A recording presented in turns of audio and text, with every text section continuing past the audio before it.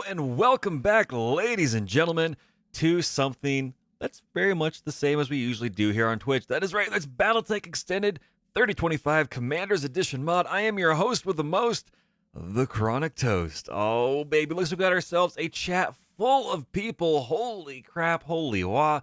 Welcome one and all to the adventure. We are, of course, going through this on some of the most difficult settings possible here as the Breadbox Privateers, trying to make our friends with the Outworlds Alliance, but we're also trying to get back to stick it to the clans a little bit, though we're definitely not ready for that. Oh man, we got Hamster of Wrath, Craig 0077. Looks like we've got some other individuals in here. Siren, welcome. Hello. Azakis, the man, the myth, the legend. How is it going, my friend? Oh man. So for those of you that are curious, there was an update to BEX3025 that dropped about 2 hours ago. Thank you, Craig, for letting me know. I believe Harry does this on purpose. I'm pretty sure he doesn't, but it feels like it, where it's like, oh, Toast is going to be streaming here in a couple hours. I'm going to drop an update. So that's all right, but it does look like it's mostly bug fixes, some grammar updates, and fixing some of the additional random tables to make it a little bit more lore accurate. So what that means is today we're going to continue playing on 1.9.1.2. I think that's what we're on right now. And for our next stream, we're going to make sure that we have updated. So it should be all right. Oh, man, I'm excited to dive back in.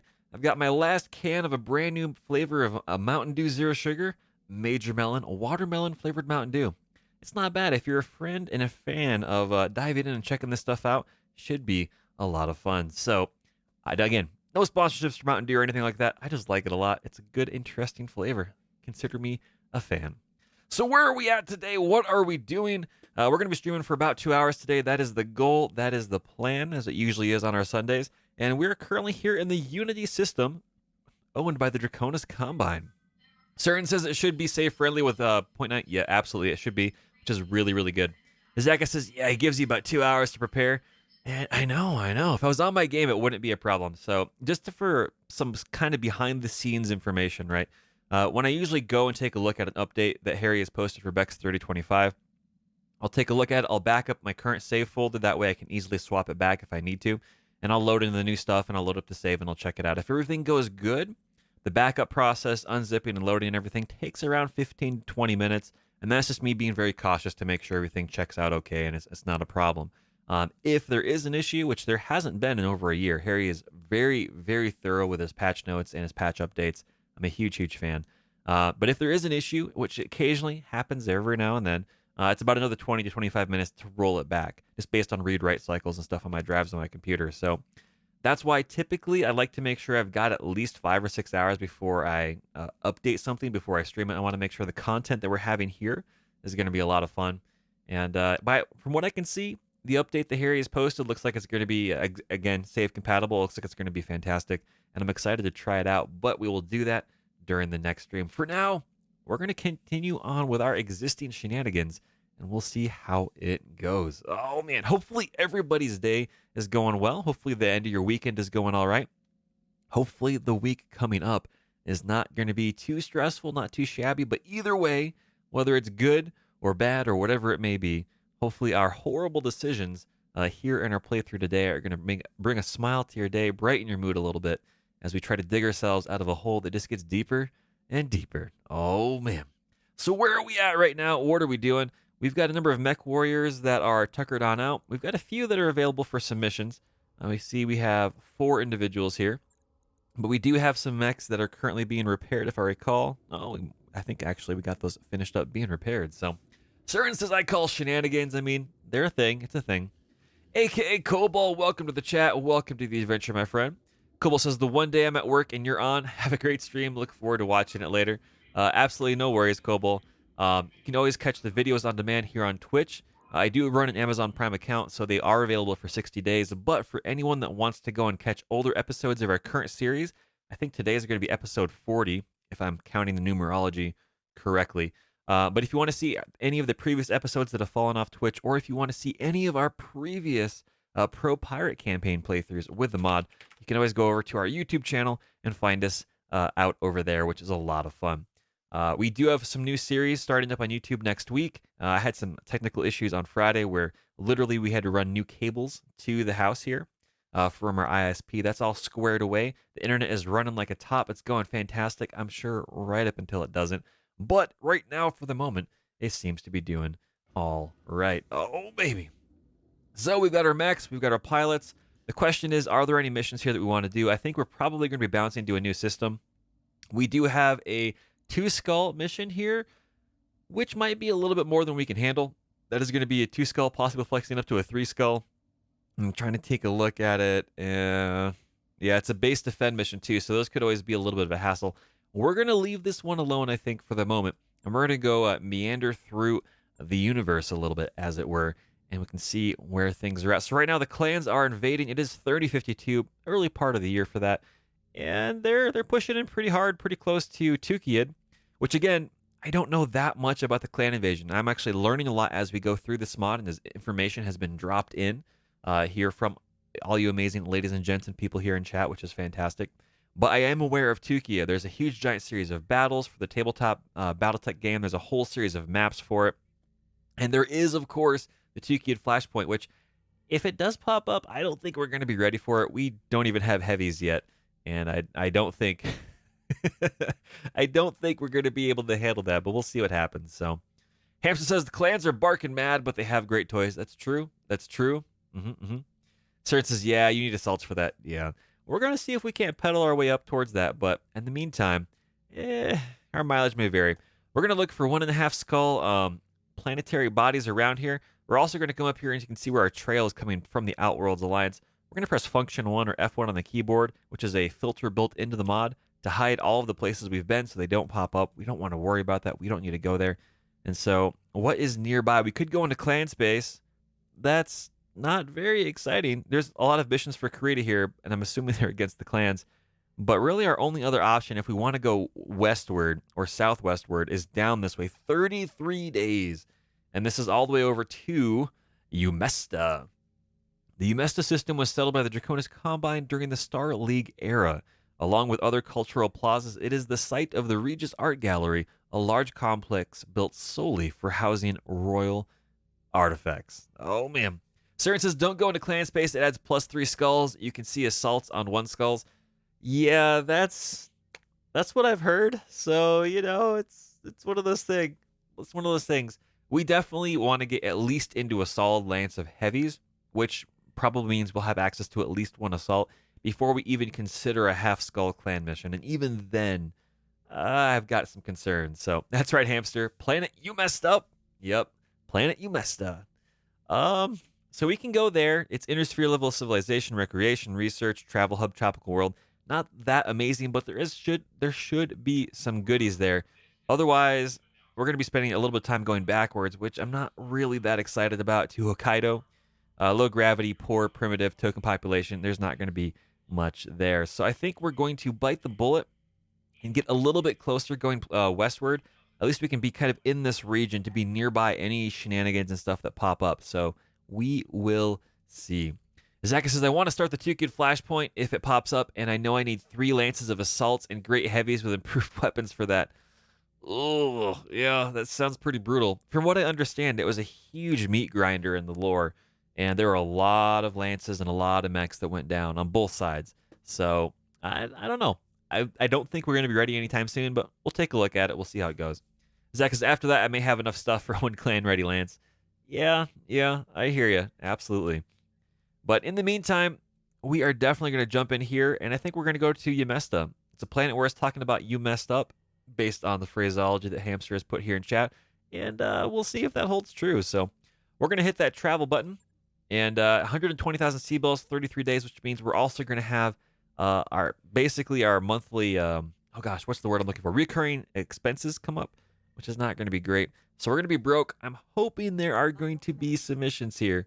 So fingers crossed. We're leaving this beautiful green and blue orb behind as we go off into the middle of nowhere. Now, we are going to check real quick just to make sure that we have an engineering upgrade in the works, and we do need to include one. So we will definitely do that. Now, we do have some extra things. We've got as many recreations if we can. If we want to do more, we have to grab the next habitat ring. And that's fairly expensive based on where we want to spend stuff. We know we're going to be fairly broke. So what we can do in here is try to find something a little bit cheaper, a little bit faster. Mech repairs are always, always, always nice. 131,000 versus 135. Actually, I think they're both 135. Let's see here. They are. So plus 1,000 tech points or plus 2,000 tech points. I think we're definitely going to go for the repair scaffolding. The big question is what else is up here? 180 is a little more expensive. The structure is 180 as well, and the power station is 360. So for those of you that don't know, we do have reduced Argo ship upgrade costs. Normally, I would have these be very, very expensive, but halfway through our playthrough, we did get a chance to roll to a new version of the mod, and we already kind of had most of these replenished. So I'm just going to lower the price so we can get back into it a little bit faster. We'll get in here, we'll do the repair scaffolding, get plus 2,000 tech points. That'll help us get even more access going on for repairing mechs, and that's going to be very, very handy because, as everyone knows, we use that a lot. We have a lot of damaged mechs nonstop every day. Serve Cold, welcome to the chat. Welcome to the family, man. How's it going? Oh, yeah. It's going well. It's going very, very well. Today's been a fantastic day. Having a lot of fun. We're going to see what shenanigans and trouble we get into at the moment. My guess is it's going to be a lot. Saren says it is brutal, like 6+ missions, and you can theoretically run them back to back without break. Whoa. You can choose to rest instead of doing a mission 2 to get a repair or test. Interesting. Okay. Yeah, I definitely would like to do that. I don't know if we're going to get a good chance to do that in this playthrough. Fingers crossed we will. But we have to dig a little bit harder and a little bit faster to get up to assaults. Thankfully, once you start getting into heavies, you start seeing assaults. And so it starts to snowball upwards, even on some of the difficulty settings where we're playing on, where assaults are 8 pieces per mech. Every single thing that we run into requires 8 pieces. So it's going to be a little bit. Ode to the XO, June 28th, 3052. Annoyed, Darius calls you to the comms. Commander, I'm going to need you over in the corridor between the barracks and the mess. I caught Data King 1 painting my likeness on the bulkheads, and I'm not amused. In the corridor, Data King 1 stands next to the mural, clutching an airbrush. Behind her, the XO is depicted flexing his shirtless, rippling biceps and abs. White flames erupt from behind him. Oh, baby. What's going on here, Data King 1? You ask. Everyone hates this stretch. It's cold and gray, so I decided to turn up the heat. Data King 1 grins. You know, some members of this crew really like it. Oh, boy. You know what? We're going to allow Data King 1 to continue in an authorized area. It'll be all right. We're a privateer ship, and I think this is good for morale, right? We're going to be getting closer to clan space, and hey, you know what? It's all right. It should be fine. You rub your chin, smiling. Mech Warrior, you've got talent. So I'll make you a deal. Clean this up and you can keep working out of an unused cargo hold. Data King 1's face lights up in surprise. Really? I've got a new piece I've been working on. I call it Mega Yang. Then hop to it, you say. Let's put a grand opening together. In a couple of days, the crew gathers in the makeshift gallery for the reveal. Painted across the bulkheads, Yang leaps wildly encased in blue armor. His cybernetic arm is transformed into an autocannon, blasting an unseen foe. While the crew excitedly crowds around her, Darius slides up next to you. I hate to say it, but I kind of wish we'd kept my mural. He crosses his arms and you realize the XO is wearing a sleeveless vest for the first time. Oh, baby. You raise an eyebrow. Oh, yeah? He scowls. What?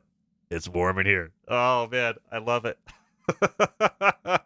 Morale increased by 1. That is very, very helpful. Oh, man. Zaka says, can't find quickly the exact numbers, but Tiki had held approximately 5,000 to 7,000 mechs. Holy crap, per side. Wow, less mechs and more auxiliary defensive structures on Comstar side. Wow. That's a lot. Craig says, lighten up, Darius. Maybe you can then give some useful intel. Right, Craig? He doesn't have too much of a soapbox to stand on. We're 1 day away from the financial report. It's going to be painful, but thankfully, we're going to be able to do that while we are jumping in HPG hyperspace, or whatever the terminology is for that. So let's see what we got here. 353,000 C-bills. Again, we're playing on simulation mode. Everything's very, very expensive. And that'll put us at 1.2 million C-bills, which after a while does slowly add up. We're going to leave the morale here for now. We should be okay. We're going to slowly build up the morale, and if we have to, we can always drop it down to give ourselves a little bit extra breathing room, though I really, really would not like to do that. There is implications to that, and morale is hard to gather. We're going to come up here. We're going to shift-click on the Argo to kind of jump closer to that, which is another cool feature of the mod, which is really, really a lot of fun. It does really save on a lot of the animations to kind of get you to where you got to go a little bit faster, which is appreciative. I really, really do like that. Serve Cole says, I cannot unsee Darius Flexied. No. Search your heart, Served Cold. You know it to be true. Hamster says, Darius is the Discount Dan of Intel. I mean, probably makes Discount Dan look pretty darn awesome, all things considered. Darius does not have a good track record with Intel. He would be more accurate if he just come up and said, hey, there may or may not be mechs. They may be a lot. They may be lights, assaults. I don't know. Prepare for everything. Like, that would be the most accurate thing Darius can tell. And to be fair, some of that is kind of based on, how a lot of this stuff here is working in the game as far as how it determines intel. There's a lot of flexibility. So I get it. Darius is a character based on computer intel.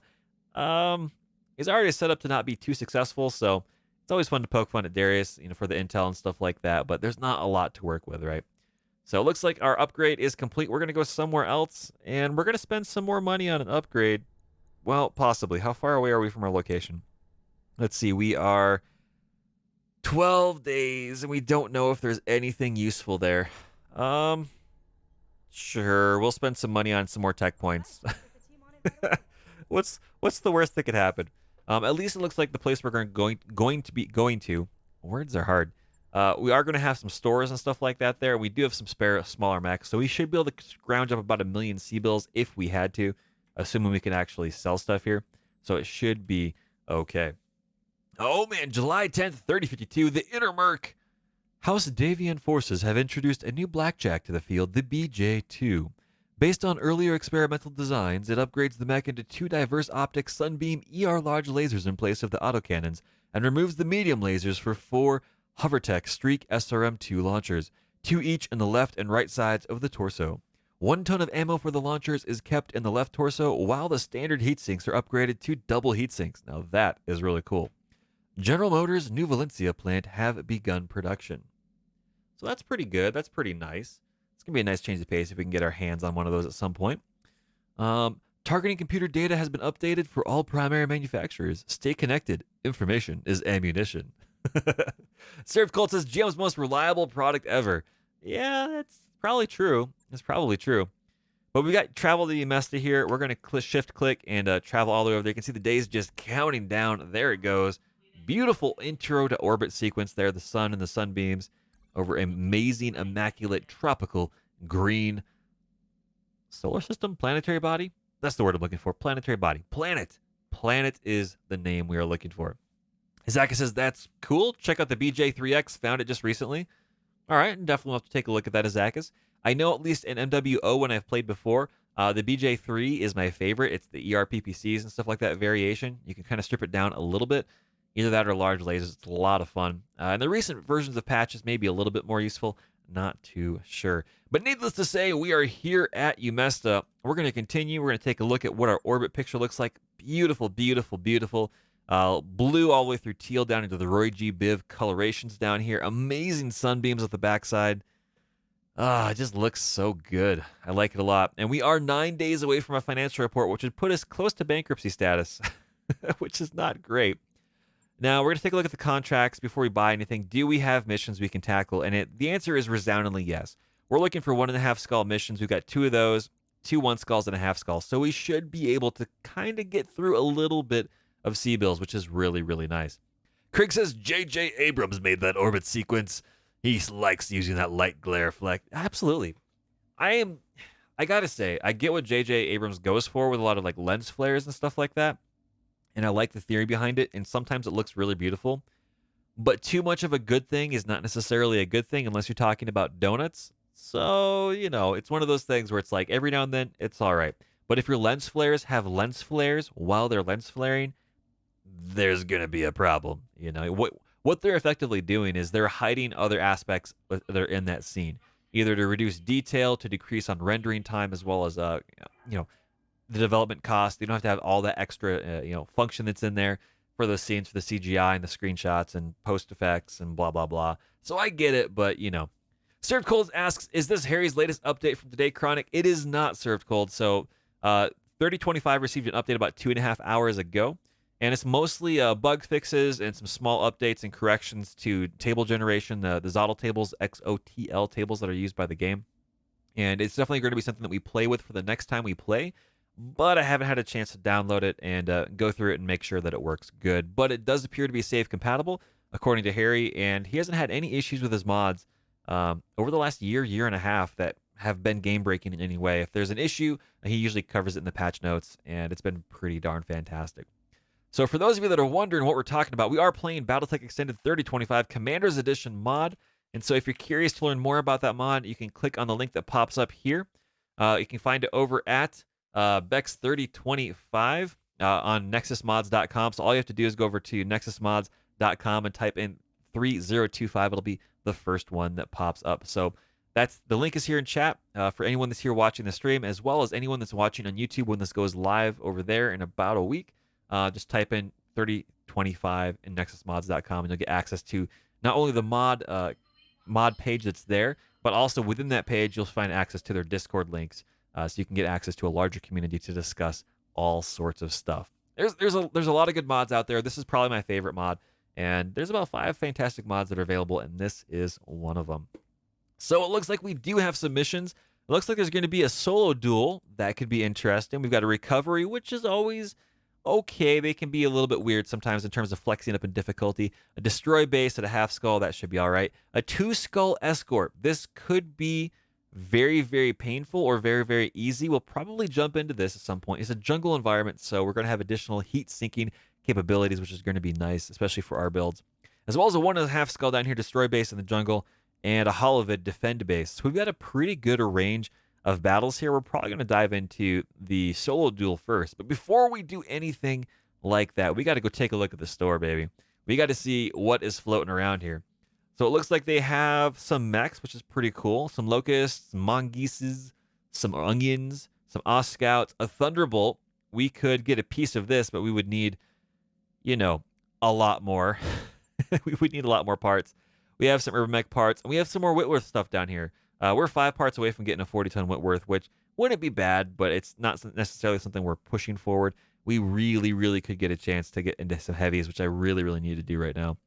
Small lasers, we have 12. I think we'll be okay. They're always a good bet to get more, but as long as at least we have about 10 to 12 of these, we should be all right to replace our losses when we do get access to some of those heavies and assaults that love to punch things. Chargers and whatnot, I'm looking at you, including the Banshees. A huge, huge fan.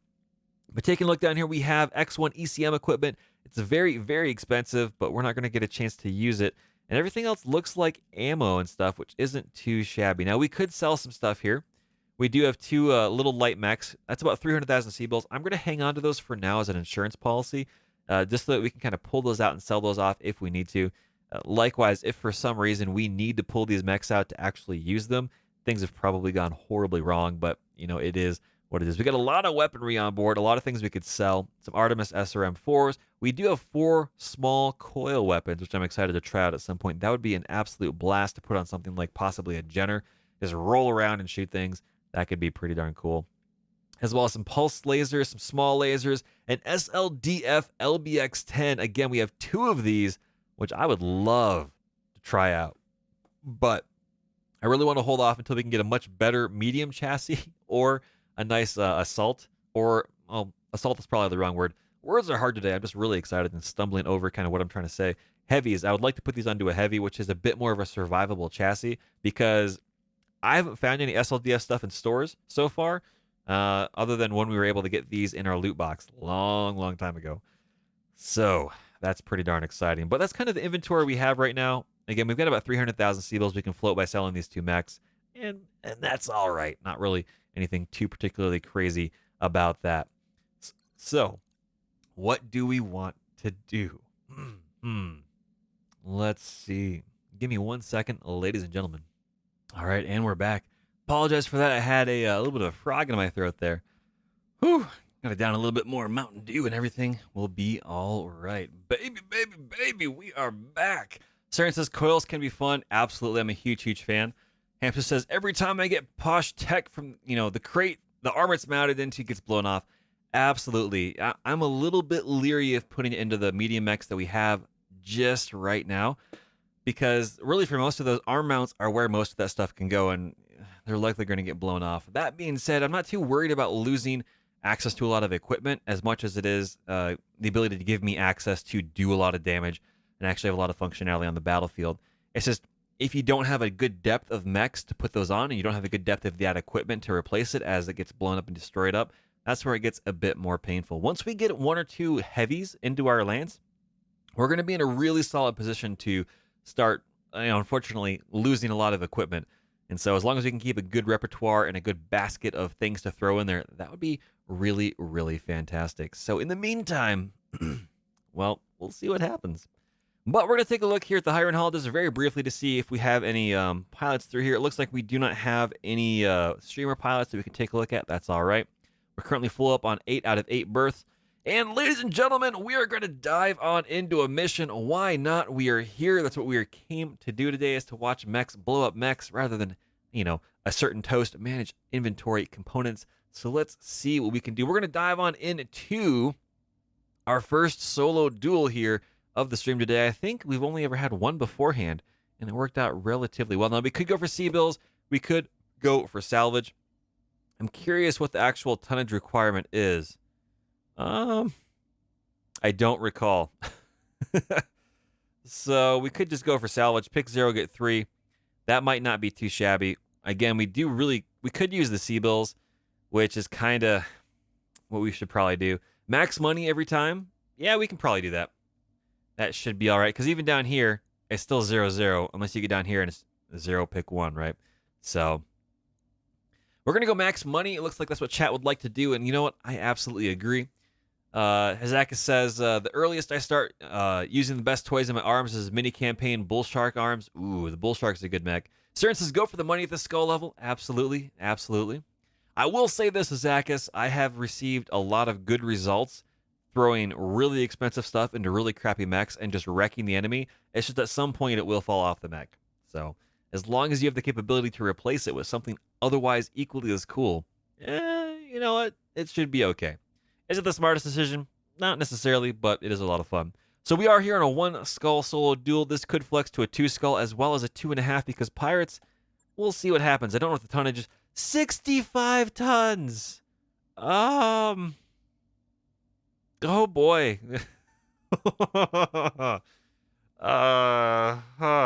Alright. So chat, this may be an issue. Cern is saying go with something to jump. Well, I mean, I agree. That would be a really good idea. We don't have a lot of mechs that have a lot of jump jets. For example, we have 1 jump jet. We have 3 jump jets on a Wolverine, so we can get a little bit closer. Yeah, Zaga says we're going to meet a Thunderbolt. That could be very, very painful. The heaviest chassis we have is our Wolverine right now. Oh, well, we can always bail on out if we need to. Fingers crossed. We could throw the fire starter in, which would be very, very under-tonned, but we just try to get on the backside, and there's a lot of painful things going on, but we're going to be all right. The question is, who is going to be the best pilot here for the Wolverine? We want high gunnery as well as the ability to melee. We'll see. Yeah, Hamster is not without pilot, though. He's got gunnery, too. Absolutely. So we've got Data King 1 down here. We've got Sarvik up there. Not really good at melee, but doing pretty good on the gunnery side of things. All the way down here, we've got 3 and a 5 with Toast. Again, not that great on the gunnery side of things, but they are SRMs. This is a triple SRM Wolverine. But we can get that extra evasion pip by moving on in. I'm very, very curious to see how that's going to go. I think that's what we're going to do. I think we're going to take Toast in, because why not? And we'll see how it goes. We'll see. Served Cold says they volunteer. Oh boy. Served Cold, multi-shot, the ability to stand still. I don't know if that's going to be your best bet, but all right, we're going to go for it. Served Cold is volunteering, and usually spending time in a Vindicator. Now, Served Cold, I'm going to hold you back because we're getting closer to getting you more time in that Vindicator seat. We're gonna put Toast in there. We're going to see how that goes. Master, welcome to the chat. Master says Toast says he can't die. That's true. That's true. All right. Well, we're going to dive on in, and we're going to see how this goes. Max 65 tons. Again, we're pirates, so they could go above. They could go below. We're a triple SRM6 with a lot of extra ammo on board. That might be a hindrance. We could explode, but we'll see how it goes. What's the worst that could happen, chap? Let's hit that deploy button. Let's see what happens. Oh baby. Fingers crossed. I'm going to reach down into the grab bag of voicedom. We're going to grab a voice for our narrative as we dive on into this mission. And I'm also going to grab a swig of delicious, delicious Mountain Dew Zero Sugar Major Melon. No sponsor. I just think it tastes amazing. Oh, baby. Ah, delicious deliciousness. So what do we have here? Defeat the pirate duelist. Solo duel, just under 300,000 C-bills. Pick 0, get 0. 1 skull. It could flex up to 2.5 skulls, which is painful. The governor of Umesta has been challenged to a proxy war duel by a rival pirate governor. We'd like you to be his proxy in this fight.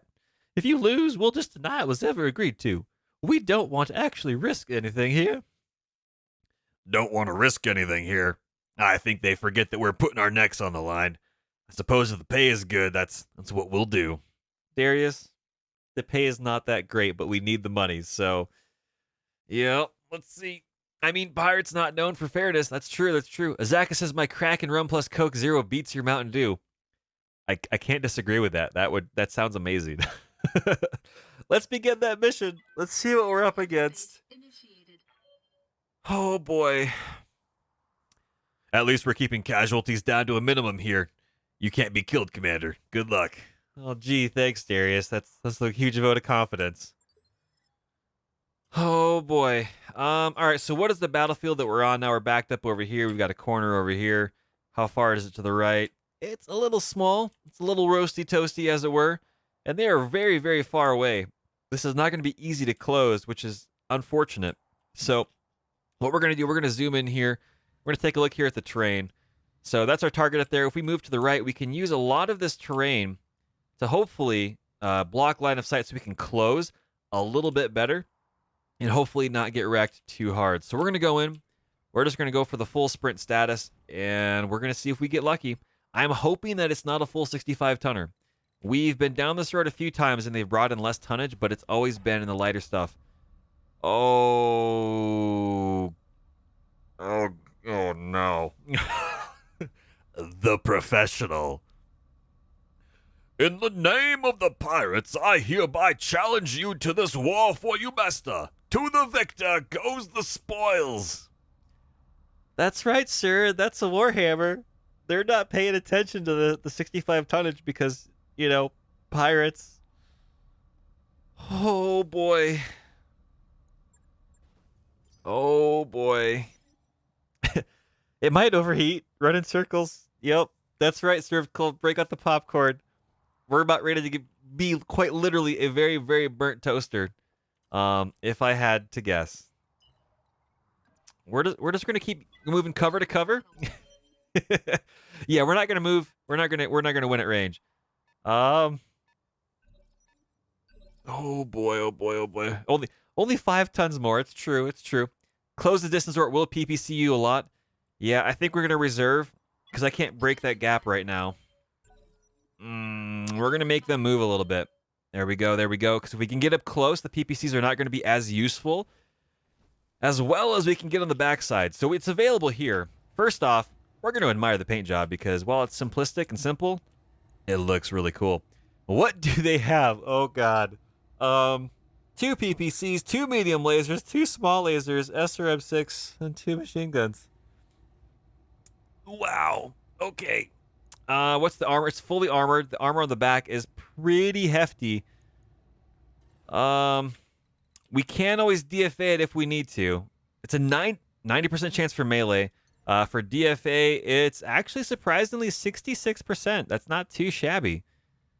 But we can't DFA onto the backside. So what we are going to do is we're going to jump on the backside, pivot around, and at point blank range, unload our fully automatic weapons.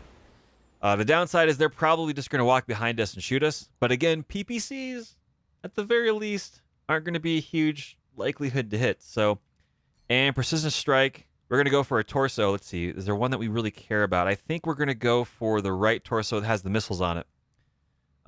Ooh, that is a good question. Ammo. Does anyone know where the ammo is on this? Let's see. MGM was in the CT. We're not going to breach that just yet. But the right torso has the SRM ammo on it. So, yep, I also have initiative advantage. So there we go. Here we go. Because I don't think we can breach through the CT just yet. I'm very, very leery. We could go for the torso, or the right torso, or go through the backside. Master is saying the CT. What does the rest of chat think? Do we want to be do we want to go for the ammo in the right torso, knock off that arm as well, or just go for the CT and have it have all of its weapons potentially? Right torso, CT, right torso. I think we're gonna go for the right torso. That's probably what we're gonna do. Okay, so precision strike. Here we go. Right torso. Next turn. From the trees. All right, we're gonna go for the right torso, and we'll see how that goes. Follower online. All Access, welcome to the adventure. Welcome to the channel. Hopefully you enjoy us. Hopefully not dying to this. Should be a lot of fun. Should be full of shenanigans.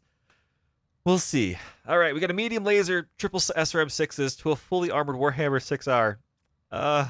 Here we go. Fingers crossed. Whoosh, whoosh, whoosh, whoosh, whoosh. Oh boy.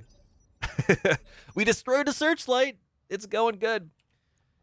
Now, we could fire again, but I think what we're going to do is back up into cover, turn back around, and fire again. Can we do it from further back? We can. All right, let's get the camera here to be somewhat useful. Let's see. It's not going to be an easy opportunity. So where are most of our weapon systems? They are in our left torso, and we want to kind of shield that from the enemy as much as we possibly can. So we'll kind of pivot over here. Again, the Wolverine has a lot of extra pivoting options, which is really cool. But there we go. We're going to back up.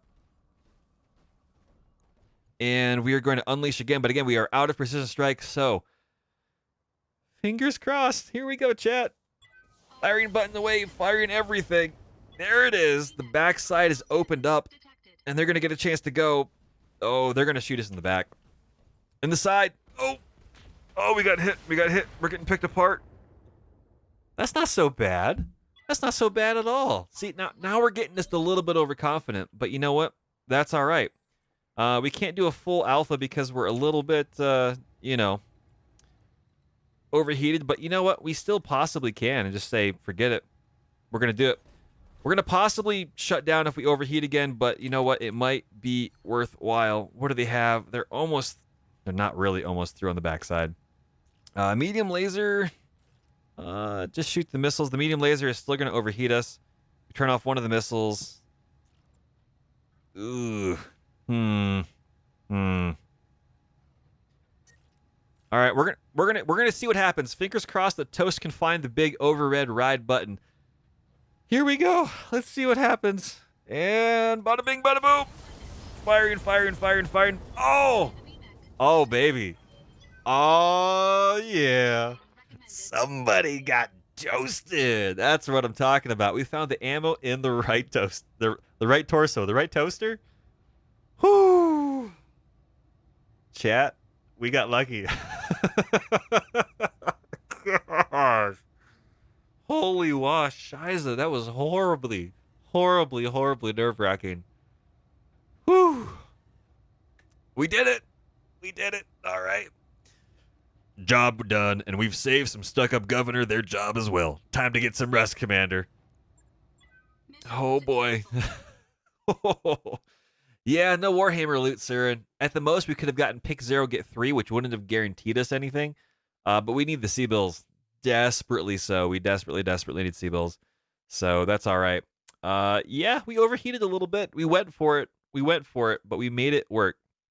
So let's take a look here at the mech quirks, which is pretty darn cool. So, of course, it's a command battle mech, +1 initiative for the whole lance until fired upon, which is really nice. As well as extended torso twist. We were seeing this here in the game. This mech's angle of fire is extended by 120 degrees, so 60 degrees on each side. So what that means is beyond the 120-degree frontal arc that it's showing you where your mech's going to be facing, you could then pivot even further to one side or the other because of the torso twist, which is really, really, really nice.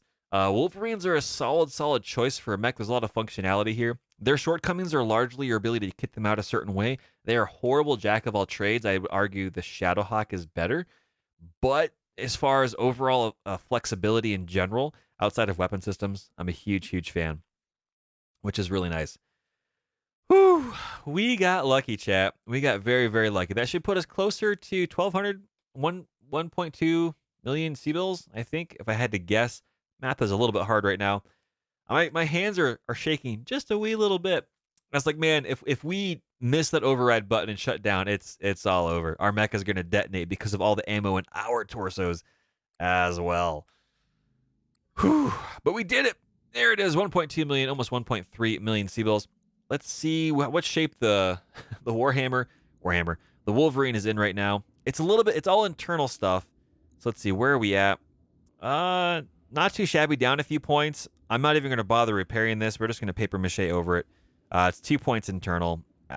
It'll be fine. No worries. So the next question is, what contract do we want to dive on into next? We're looking for ones that are going to pay very, very well. We kind of have our own house rule. That is, if it's below 1.5 million C-bills, we're going to prioritize C-bills. And if it's above 2.5 million, we're going to prioritize salvage. Because we are playing on some of the hardest difficulty settings for this mod, which is BEX3025. 8 pieces per mech, stingy rewards, slow, grow everything. Cash is king, so we will see. All Access says GG. Well, thank you very much. That was definitely not a guarantee. I was not expecting to go up against a Warhammer with our Wolverine, and it made it work. So it worked out pretty nice. So, whew. Yeah, Hamster says, yep, Warhammers, despite being advertised as being brawlers, are terrible as stock. Yep, absolutely. I quite like the Wolverine 6Ks. Korea's laser obsession kind of works for it.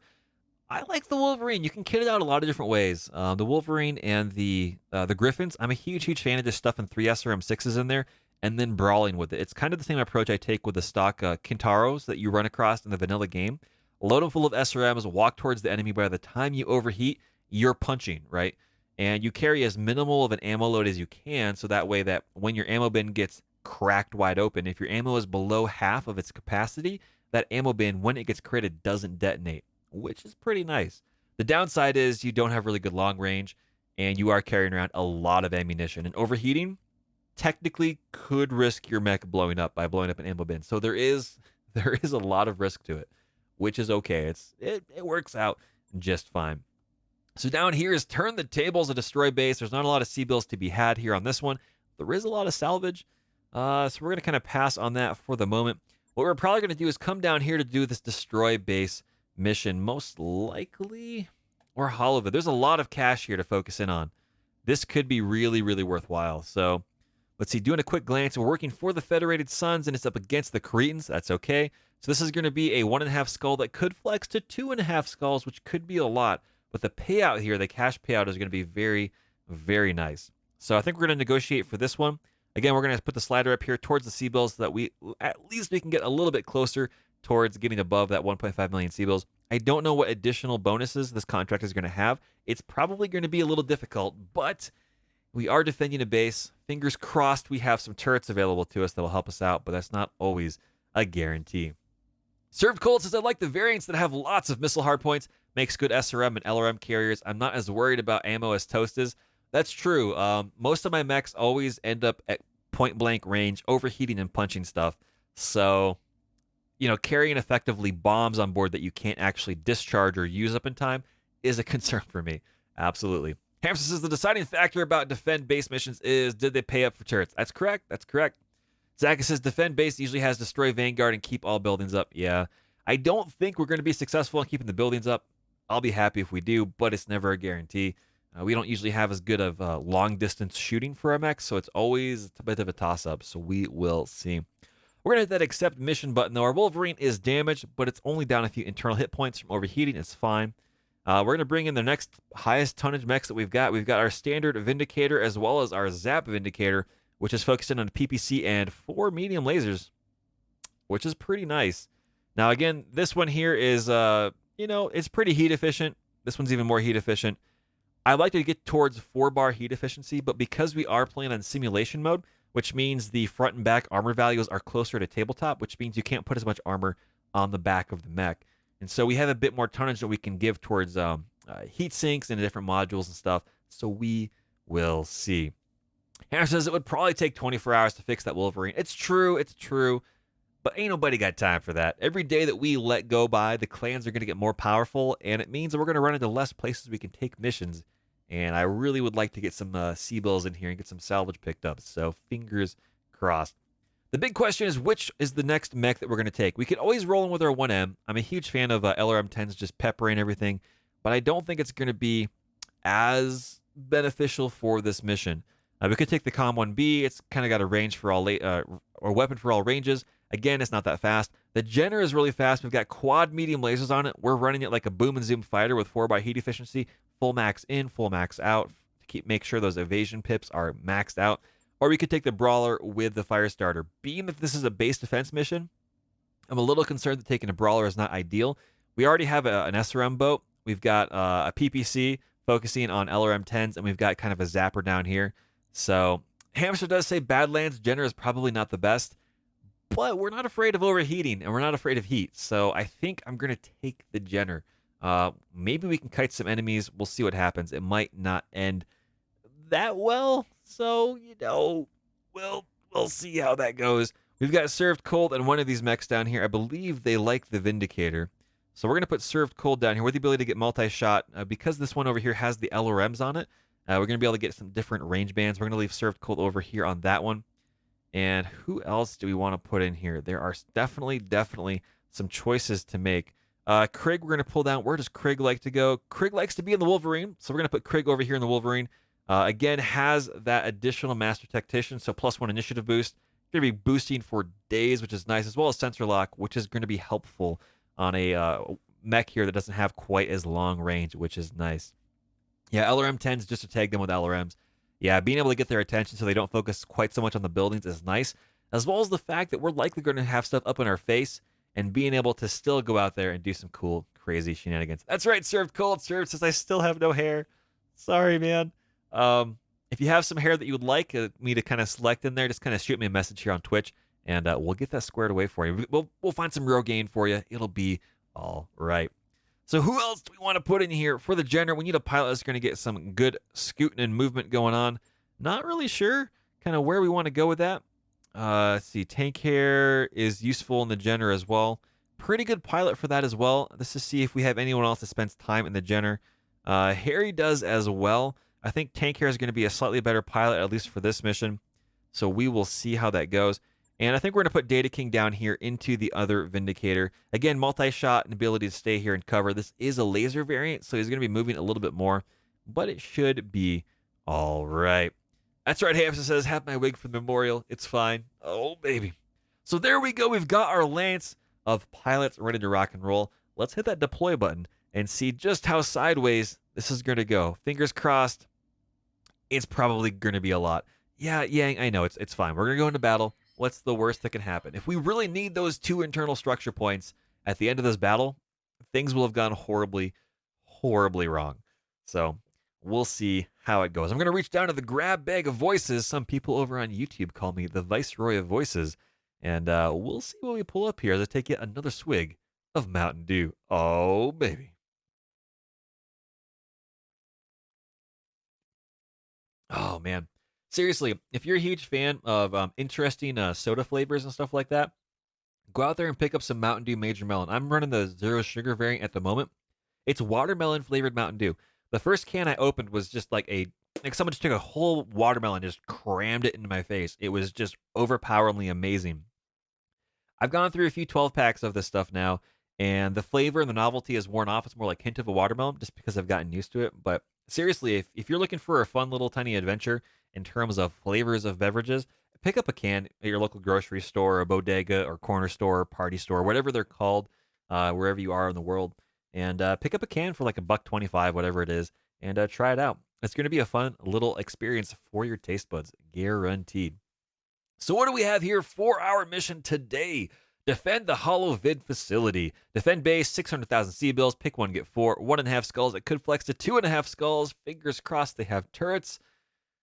We will see. Azakis asks, do they pay for adverts for Mountain Dew? Absolutely, they don't. However, Mountain Dew and Pepsi, if you're out there watching, I would love to talk about your products. all day, every day. That would be a lot of fun, especially if it's Mountain Dew, which I already drink. So if you're out there listening, let me know. Have your people contact my people. But no, seriously, I don't have any sponsorships or anything else here on the channel. Just the amazing subs that our viewers here give to me. Which again, thank you for those of you that are subbed. It's very, very much appreciated, as well as the bits and everything else and the follows. It's fantastic. But seriously, I don't have any sponsorships or anything like that. If I ever do run into sponsorships or get those opportunities, my goal is to be as transparent as possible. I wouldn't take any sponsorship deals that would be like, hey, you can't tell people about this if it's bad. But no, I want to be honest. I want to have a lot of opportunities to be truthful about a lot of stuff. Otherwise, it's just not worth my time. My opinions on a lot of things are not necessarily the most mainstream, but I do want to make sure that they're honest. Absolutely. Sheriff Cole says Chronic needs Mountain Dew paint job on his mechs. Oh man, that would be pretty darn cool. That would be really, really cool, actually. That'd be cool. Azakis says I'm a Coke Zero fan, so you and me, we got to fight. Azakis, right next to my Mountain Dew can, I've got a Coke Zero cherry vanilla. So I also drink Coca-Cola. So Coca-Cola, if you're out there as well, let me know. There's a lot of good, tasty stuff out there. I like trying a lot of different things. So absolutely. There you go. There you go. So what do we have here for our defend base mission? Oh, baby. As part of our propaganda private, we have been operating a secret holovid broadcasting facility on Umesta. The clear sign that our efforts are working is that Kharitan agents have spent months searching for this facility. Unfortunately, they have succeeded and are launching an all-out assault on what they believe to be an undefended installation. While our personnel prepare for evacuation and destroy all of the files and documents, we need a team of mercenaries to hold off Kharitan forces. Even though Karita supposedly believes the facility is undefended, I'm still expecting a stand-up fight, Commander. Oh, man. That's right, sir, and toast the soda, man. I like trying a little bit of everything. I was the kid growing up that would go to the soda fountain and go, I'll take some of this and that and this and that and push all the buttons and mix it all together. It's I like trying a lot of stuff. My attitude is if I like item A and I like item B, I'll try them together. And 9 times out of 10, while it's not necessarily great, it's not that bad. So it's not that horrible of an experience. So that's right, hamster. Karita getting upset at propaganda. Imagine that. Oh, baby.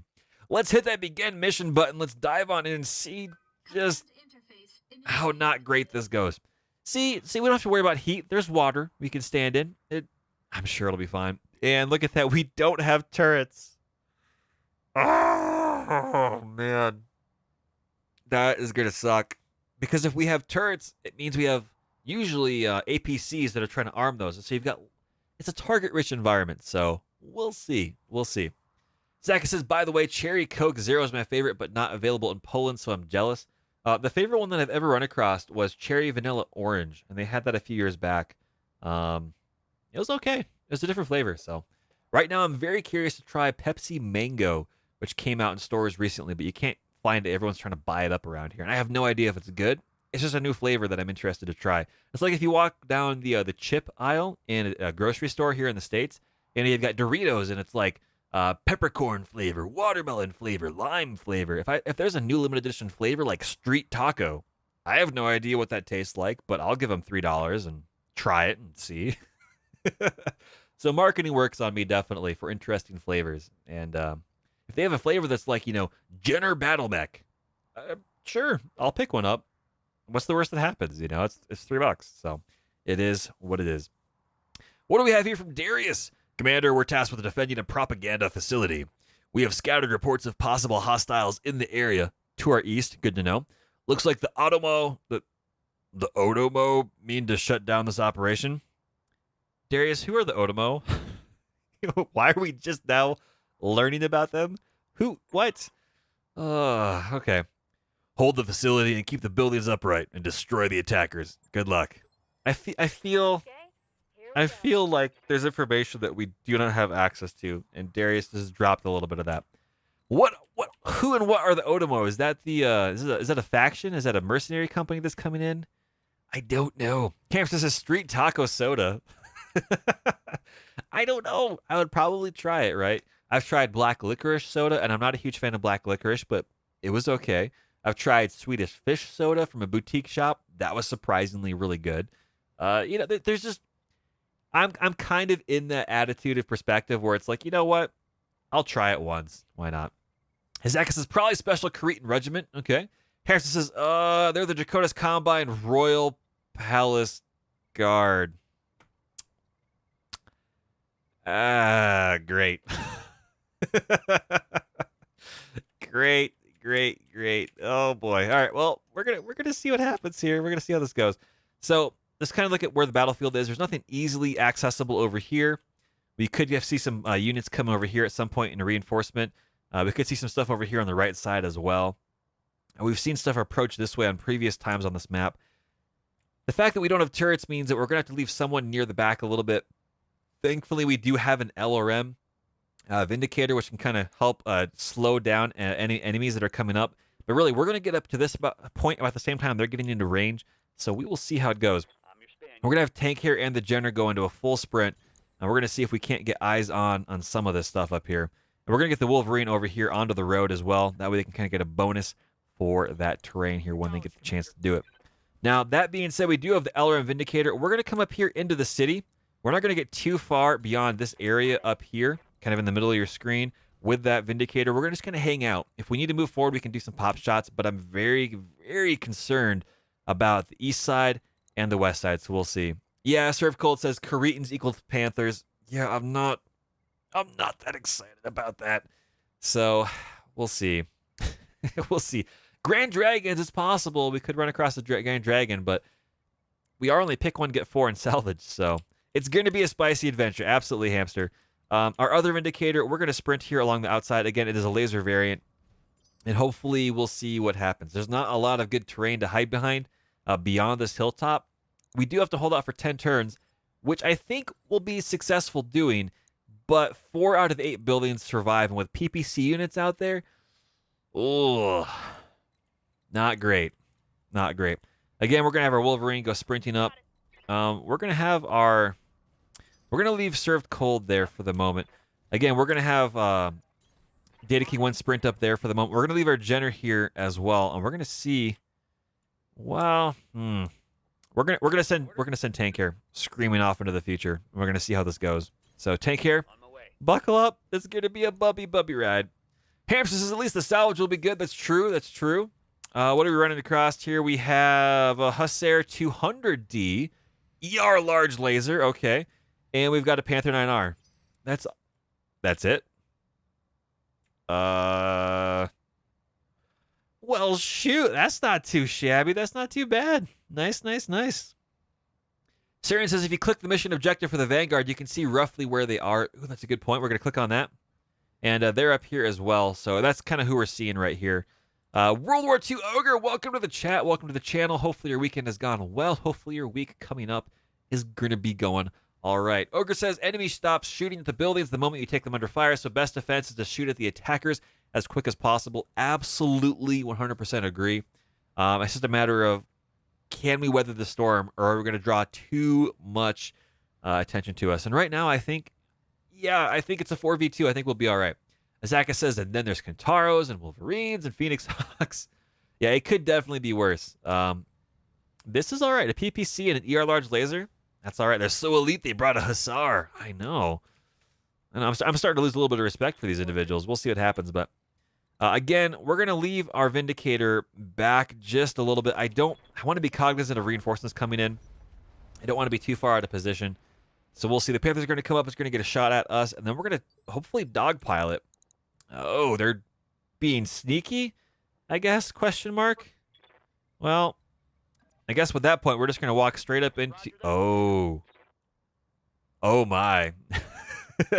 There's a 25-ton mech over here, which is probably going to be a Locust, if I had to guess. So there are 3 mechs, which means there might be a 4th one out here somewhere, possibly down here into the riverbed. So we got to keep an eye on that. Zach says, Hussar is a heavy? No, this is absolutely a light. It's got those little tiny hands in the front, to make sure it can grasp stuff. Make sure it can grab those coconuts, smash them against the rocks, It's an adorable little mech, but also it makes sense from a military standpoint, right? You've got a huge giant gun that you're attaching to this very, very small mech. So It looks cool. It reminds me of the Tachikomas from Ghost in the Shell, the TV series, which is pretty darn awesome. And yes, Ogre, things are going well for us as well. Very, very excited. Getting a chance to sit down and play some BattleTech is always a lot of fun as well. So Hamster says, yeah, that's Gavin the intern. It's all right. Nope, no worries, no worries. Looks like a walking bastic. I don't know what that word means, Zacchus. It's a posh gun carriage. There we go, there we go. What is it equipped with? It is equipped with an ER large laser, which is pretty darn cool. And in terms of, it's a command battle mech, so it gives +1 bonus to the lance until fired upon, which is always intriguing. And it's got improved communication, so it can see through sensor suites. So, and that being said, they are also only, carrying half armor. The big question is going to be what else is going to show up. So at the meantime, we're going to unload everything we have with this fully, evasion-prone Panther here. And that's all right. We're going to whoosh away for days. And nothing hits. That's okay. We're going to try to get our ammo count down to 150 or less. So, when, not if we get critted, our mech does not blow up. They're being very, very cautious in their approach down here, which is a little concerning for me. But, we're going to work with it as we can. We're going to move up here into cover at point-blank range with our Jenner and unload our fully automated medium laser weaponry at point-blank range. There we go. 3 hits and 1 miss, stripping off all the armor. Oh, baby. Bathescape? Ocean deep dive surveillance? Ooh. That's cool. It's about the hands. Oh, I know what you're talking about, Zacchus. Yeah. Those are really, really, really cool. They've got those little tiny little robotic arms that pop out. They look just like that. Yeah, I know what you're talking about. Those are cool and goofy looking. Absolutely, for sure. Hamster says a hussar with a Gauss rifle is no joke. That's true. A mongoose, awesome. Yeah, let's see what type of mongoose it is. It is a 67, so it's the dangerous variant. 3 medium lasers and a small laser. This thing is going to crack us open if we're not careful. That's a lot of weaponry. Just kind of sticking around there, which is not fantastic. Now, we're going to get up here with Data King and our Vindicator. We don't have any jump jets on this Vindicator because we stuffed it full of armor and weaponry, so, we'll see. Hamster says all of their budget in that ER large laser. It's true. 70-45, a little bit worse over there. We're going to hopefully rip everything off this Hussar. Fingers crossed. There we go. PPC and 4 medium lasers. Nope, those are outside of the range, I guess, or we missed. But either way, they were finally unsettled, which is good. There's not much left on that mech. There's not much left at all. And so we're going to ignore the... So we're not going to ignore the mongoose over there, but we are going to get up here and multi-shot.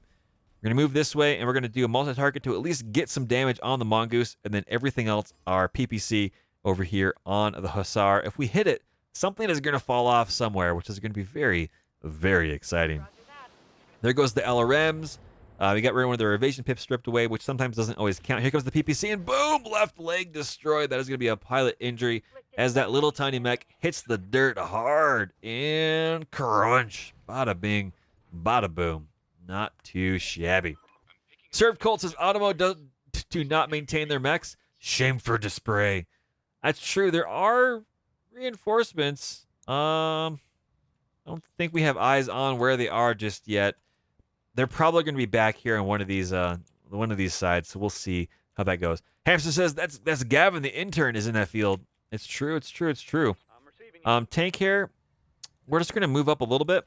Not too much, and we're just going to just shoot everything. We're going to go into the other leg and see if we can't get that to go away. There we go, and no leg, but we did destroy the torso, and they bailed on out. Join the army, see the world, they said. And instead, you got put into a Hussar 200. So, yeah, I get it. I get it. The reflections off this mongoose are legit. I mean, the way that it reflects here kind of reminds me of, it's like some sort of camouflage tech. Look at that. It's pretty darn cool. It just kind of disappears. But that being said, we're going to move up here and probably go to point-blank range on this mech and hopefully annihilate this mongoose with a precision strike to the CT. We'll see what happens. Bazap, bazap, bazap, bazap, whoosh, whoosh, whoosh. CT is cracked open and unsettled. That is the way to go. And their reinforcements somewhere out in the field are kind of moving in right now. A Hamster says he can see the world from orbit in an ejection pod. That's true. That's definitely true. We're going to move up a little bit closer up here. I don't think we can get good line of fire on anything else other than this Panther up here. So we're going to do it anyway. It's all right, especially with DK down here. PPC's medium lasers. We're going to let it roll. There goes the PPC we missed. All the lasers rolling in. Again, not too surprising we missed. Not the end of the world. But served cold. We're going to step back a little bit, probably. Well, can we jump up and get line of fire? We can. We're going to jump up here. I still don't see any other pips showing up here on radar. We're pulling this mech a little too far forward. I'm a little leery on that, but we are going to make this work. 50, 28, and 45, and a lot better chances to hit over there. So we're going to do this, and then this with a medium laser, and it should be all right. Hamster says, see, so those lights are pulling you away from the base, FYI. Absolutely, absolutely. And we're falling for it a little bit. But thankfully, we got some long-range weaponry, which is going to make this a little bit easier to recover from. But the question is, what are they bringing in as reinforcements? I don't know right now. So that could be an issue. Phase 3, the Automo. The Mongoose is moving in for a rear-focus kill.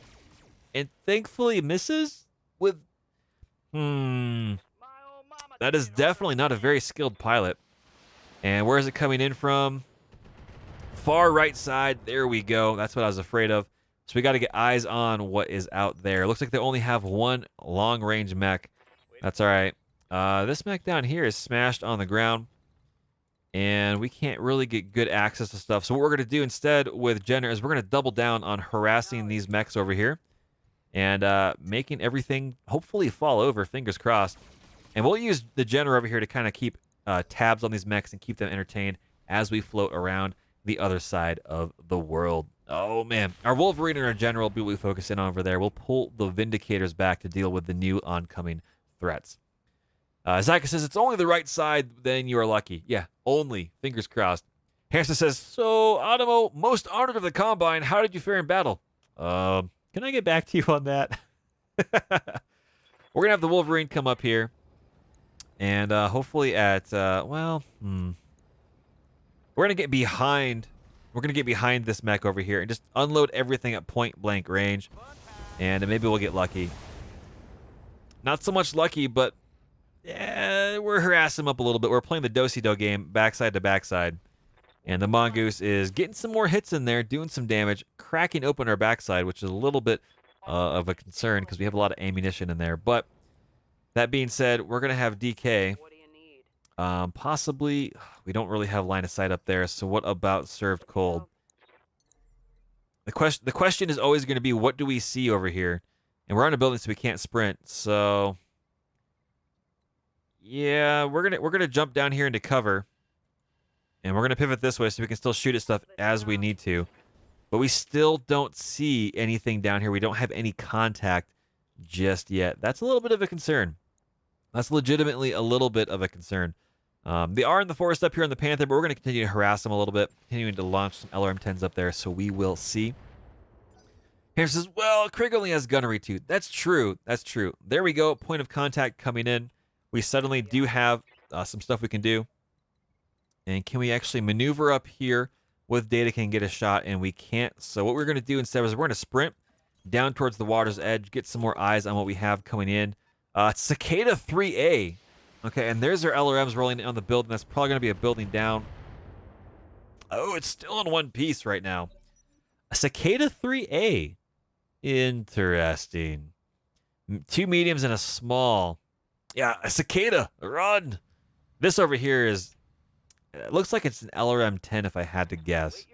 But I don't know for sure. That's part of the concern, right?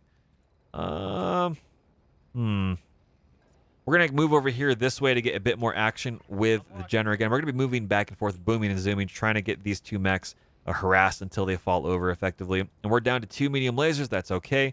We are definitely heat-soaked. 1 shot going in, 1 evasion being removed. That's all right. We're going to be tangling with those. And likely going to be meleeing with the Wolverine because we're a little bit hot. So no worries there. Now, the big question is, what do you want to do? Data King... we're going to have come up here and get eyes onto whatever this mech is out here in the distance. And that is going to be a Dervish. A Dervish. Interesting. This is something that we do have to take seriously. And there's another mech back here behind them. This is a 3 Lance reinforcement. The first mech that we ever built, the medium mech that we ever built in this series, was a dervish, and we lost it because we were overheating, which is not necessarily the best use of that dervish, but we've impacted it. They thankfully are low on armor. These things can pack a punch. They are very, very, very painful. And that, oh, ladies and gentlemen, mistakes were made. Mistakes were very, very, very heavily made. Yeah, not great. Not great. Yep, melee time. There goes all our SRMs. There it is. Craig getting the revenge, but yeah, there went all of our ammunition in that torso. Needless to say, we're going to be refitting this Wolverine. That went very catastrophically wrong. Not fantastic. So we're going to get up here with the Vindicator. We've got some pretty good options here and PPC over there. So what we are going to do is multi-target. We're going to put everything into the Dervish and everything else in medium laser over here into this target. And we're going to see if we get some hits. There we go. And LRM's rolling on in. Not too shabby. So we will see. Oh, man. Sarah says, please tell me you're running. You are running. Save the arms. We'll see. We'll see how it goes. We'll see how it goes. Yeah, that was a nice SRM-6 too. So, yep, got to watch those back shots. Absolutely, hamster. Ogre says, ammo only goes in the legs. Might as well lose ammo and mobility at the same time. No, I hear you. The best choice, if you're playing this game, is to put the ammo in the legs. The best location to save it. However, you know, per tabletop rules, you really shouldn't do that, and so I kind of stick with that. So, Serve Cold says, should have repaired. Yeah, I know. If those two internal structure points made the difference, which they probably did, yeah. Yep. I'm an ammunition traditionalist. It's a masochistic approach, but hey, it is what it is. Surin says it's a mod that saves arms if torso goes. Oh, I got you, Surin. I appreciate it. We're probably going to stick with just what we have here per vanilla, but absolutely, yeah. That's not great. No need to be a fanatic to tabletop rules. I agree with Zachus. However, I like to get into the lore immersion and stuff, and it makes sense, right, to have the ammo where the weapon system is. My thought process is trying to like load, you know, massive shells through the legs and the torso and CT and up to the. It just feels weird. So, you know, I figure why not? We'll just get in here and do some fun stuff. We're gonna get in here. Speaking of fun stuff, and on the front end of this mech, just going for a smash, lose some heat, and we'll start playing Do-si-do up here with this Panther. There it is. The right arm is destroyed. That's the important one to rip off that Panther. So we will see. Saren says, well, it makes sense that you can save the arms if the torso blows. I absolutely get it. For myself, I figure if the torso is going to completely catastrophically, you know, disintegrate due to an explosion, the arm is tied to that, which I like it, so we'll see. Azaka says, my thought process is if it makes logical sense and sounds doable, then rules should be bent. Fair enough. Fair enough. Ogre says, I had to battle that thought with tabletop rules and what they did with this game. If the enemy does it, I can too. Pretty simple, but then I will not use non-arrow weapons until the right date. Yeah, and that's kind of my thing. I don't see the enemy mechs out here running ammo into their legs, and so I generally like to stay on parity. Like, yeah, it's just the way the lore works, so I'll roll with it. It's all right. And Serve Cole is right. I am kind of masochistic in this approach, so things explode. Pilots unfortunately get injured. It is what happens. We're going to get Craig rolling up here as well. Just face first into the enemy. Medium laser for days. Bazap. There it is. Right torso destroyed. That Panther is going to have a bad day. Unfortunately for us now, we are going to get picked apart by a cicada, which is not great. Which is really, really not great. Our Vindicators are not the hardiest things in the verse, so to speak. So we'll see how this goes. We are getting to the point where we're starting to run a little bit hot. We're going to kind of back up to this side a little bit here. Oh, we are running to the point here, chat, where we are unfortunately starting to get out of the situation we're running into right now is the Vindicators have a quirk which decreases their ability to torso twist, and so we can only do so many of these targets at one time, which is potentially a problem unless we do point blank range, which could be a problem because our rear armor is not that much. But I think we're going to go for it because we're going to need to get as much firepower on these mechs as we can. We are breaking cover. This is not the best decisions to make, But we're going to see what happens here. So 60% on the medium laser should be all right. Here we go. PPC rolling in LRMs as well. And unsteady, unsettled. The mech is still in one piece. And we're missing with the medium laser. Not great. Not great. World War II Ogre says, I look at mechs like modern airplanes and how chain ammo can be stored further away. No, fair point. I totally get it. It's a personal choice that we kind of taken in here. I do always recommend that if you are looking to have your mechs have a bit more survivability in this game, throw the ammo in the legs. It makes a lot of sense. Absolutely, absolutely. Zach says, to compare, I totally disagree with Mech Engineer or however it's called, mod and Battletech. There is no way you can fit in a whole mech factory, even to a whale like an Argo. I get it, absolutely, for sure. He says, Honored Emperor, I'd like to revise my battle report. The sacrifice was honorable. Coordinator for Chakotay's Combine, yeah. Argus says, the only reason ammo had to be close to guns is there was actual human loader and human moving ammo as opposed to auto loader ammo is different. So with mechs, I can see ammo behind being moved anywhere to anywhere, but perhaps quirks with a chance to jam ammo. Yeah, I agree. And like I said, it makes sense from a gameplay mechanic standpoint to keep your ammo in your legs. It's the safer location. And there's ways to work through that. It's just a choice that we've chosen to make, just because the enemy mechs that we see don't do it, and so we're just going to kind of stick with what we have for now. And for better or worse, we'll see how it goes. We'll see what happens. I don't want to get eyes on that. I want to stay as far away from that as possible while still being in the water. So we're going to move up here and try to get some shots and precision strike on this dervish. We're going to go for the CT. 80% across the board is not too shabby. Azaka says you just want to give them a chance. Well, they're taking that chance right now. Very, very, very, very painful. Whew, absolutely. Here we go, firing away, and bazap, bazap, bazap. All the damage rolling in. There's no armor left, but the pilot's still there, and they are stressed. So maybe next turn. Oh, it's a crab 20. Oh, gosh. Oh. Oh, wow. That's not something I was really expecting myself to say out loud as a crab 20, but twin large lasers. Yeah, that's a painful crab. Twin large lasers. Oh man. Ick, ick, ick, ick, ick. You know what? I'll leave the Wolverine to go play with these guys. And we're gonna book it over here. We need our Jenner over here with our 4 medium lasers. That's right. This is gonna be a painful mission. They're going in for the melee, doing some damage. Craig, buckle up. It's okay. It's going to be fine. Yeah, crab in the water is extra nasty. Yeah, absolutely. Every single time. Craig, push him off the cliff. Go get him. There it is. Right leg destroyed. Going down. We don't have any support weaponry, but they are pushed back. Yeah, there they are. They're bailing. Good job, Craig. Oh, yeah. B52, welcome to the chat. Welcome to the adventure. Hopefully things are going good for you. Just gotta hold out. That's right. We are 3 rounds away. This is Cake Town. Yeah, the crab's in its natural environment. Like legitimately, the way that this worked, they drew us out with lights. And you know, Hussar and a panther. You know, all right, cool. I know I gotta hold back. It's all right. But the fact that they've got a cicada up here floating around in between us, as well as a crab and a dervish. Whew.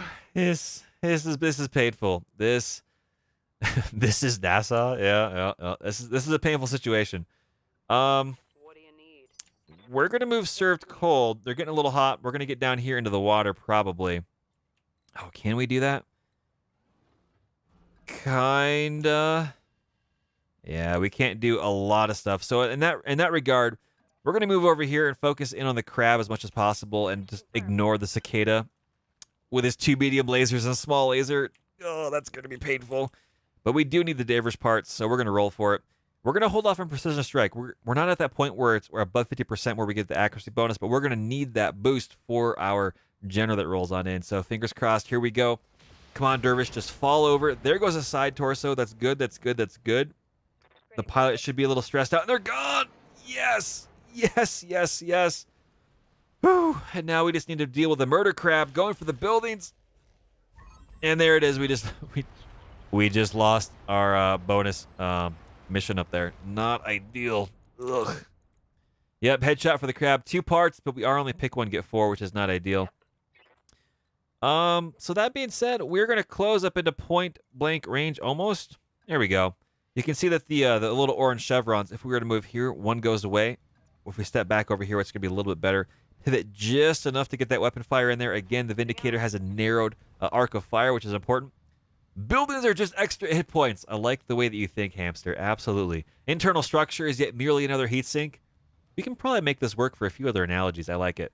But let's focus in on this crab. A PPC and quad medium lasers from our Vindicator. You know what? We're going to spend that precision strike right now. We're going to go for that torso to at least try to blow off this arm, get through half of this stuff, as well as dive on in to the meat of this crab. Now look at this. Black and then a nice golden arm. How much you want to bet this is from another mech? You know how you just junk cars together? It is what it is, baby. Here we go in 3, 2, 1. Come on. There it is. There it is. Not enough damage, but hey, we destroyed a heat sink. I guess. I have some concerns. It is so from another mech, sir. It says absolutely. I know gold is their unit color, but still.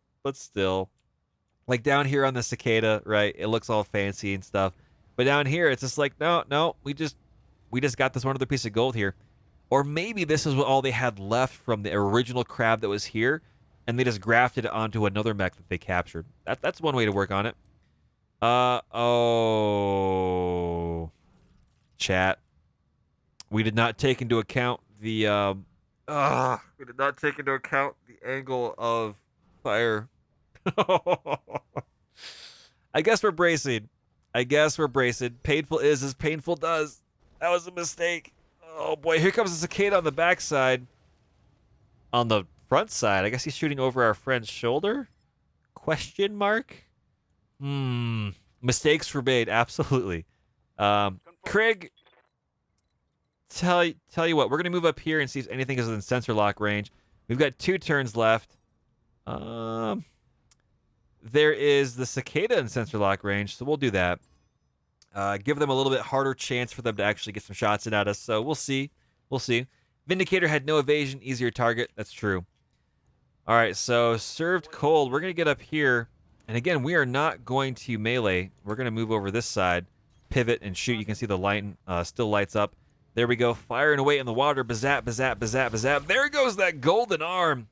Baby. Can we get ourselves some crab salvage? That would potentially be a lot of fun. Served cold over here.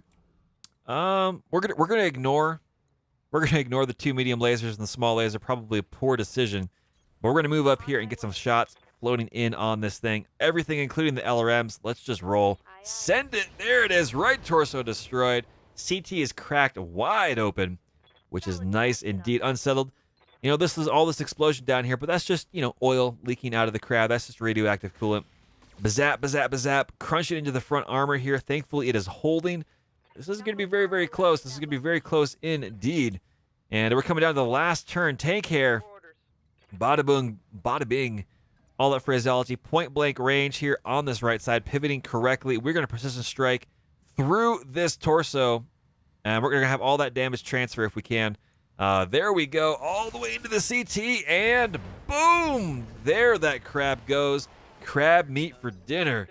Oh, yeah, somebody just got toasted, baby. And they're served cold, getting the backside scratched a little bit, but doing all right. We got armor back there served for a reason. No worries. Craig, we're going to have you getting a little bit closer, and hey, look at that. Can we jump even closer yet? We can.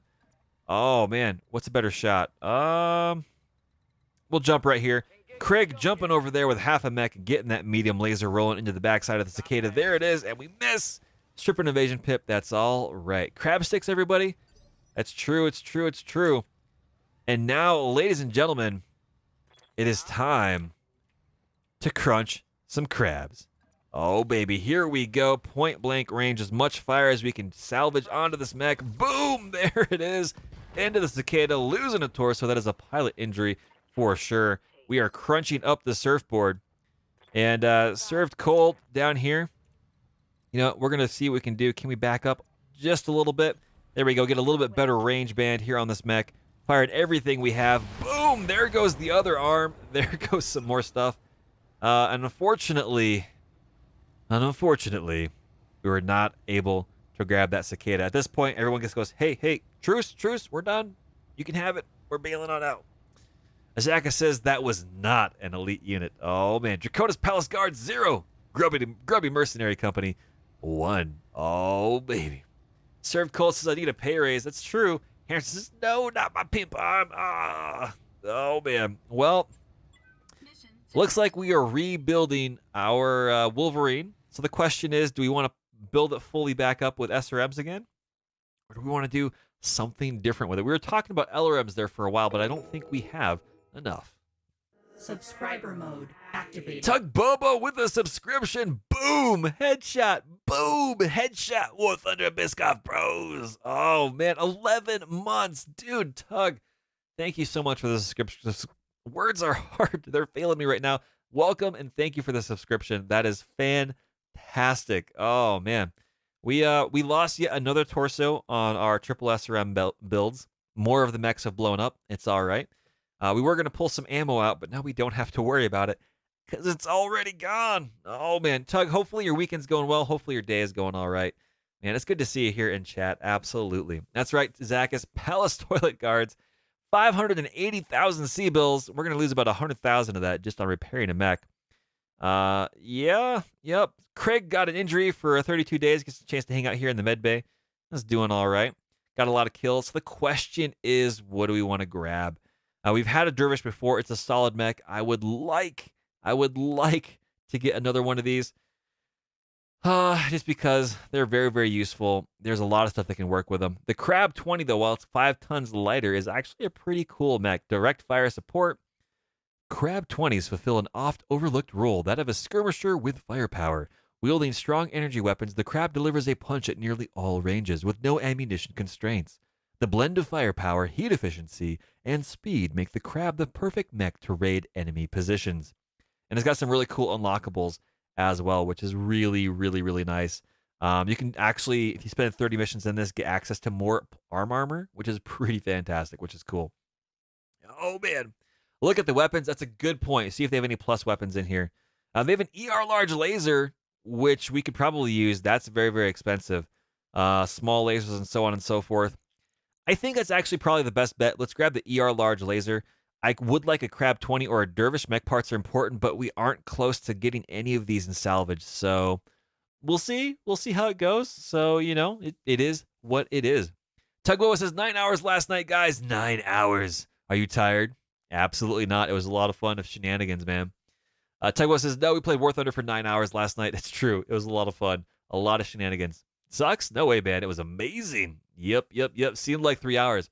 It was like 3 in the morning, and Tug's like, I want to go again. I'm like, Tug, are you tired? And he goes, oh, I got to wake up in like 4 hours. It was a lot of fun. Yeah, I kind of want the ER large laser. There's a lot of stuff we can do with it, but at the same time, we really, really need to push in on building up some mediums. So I'm going to grab a dervish part, and hopefully, fingers crossed, we get more parts. So there it is. We got the ER large laser anyway. Baby. That's what I'm talking about. So we got the best of both worlds. That's great. Oh, man. So there we go. Pressing that continue button. A large laser and an ER large laser.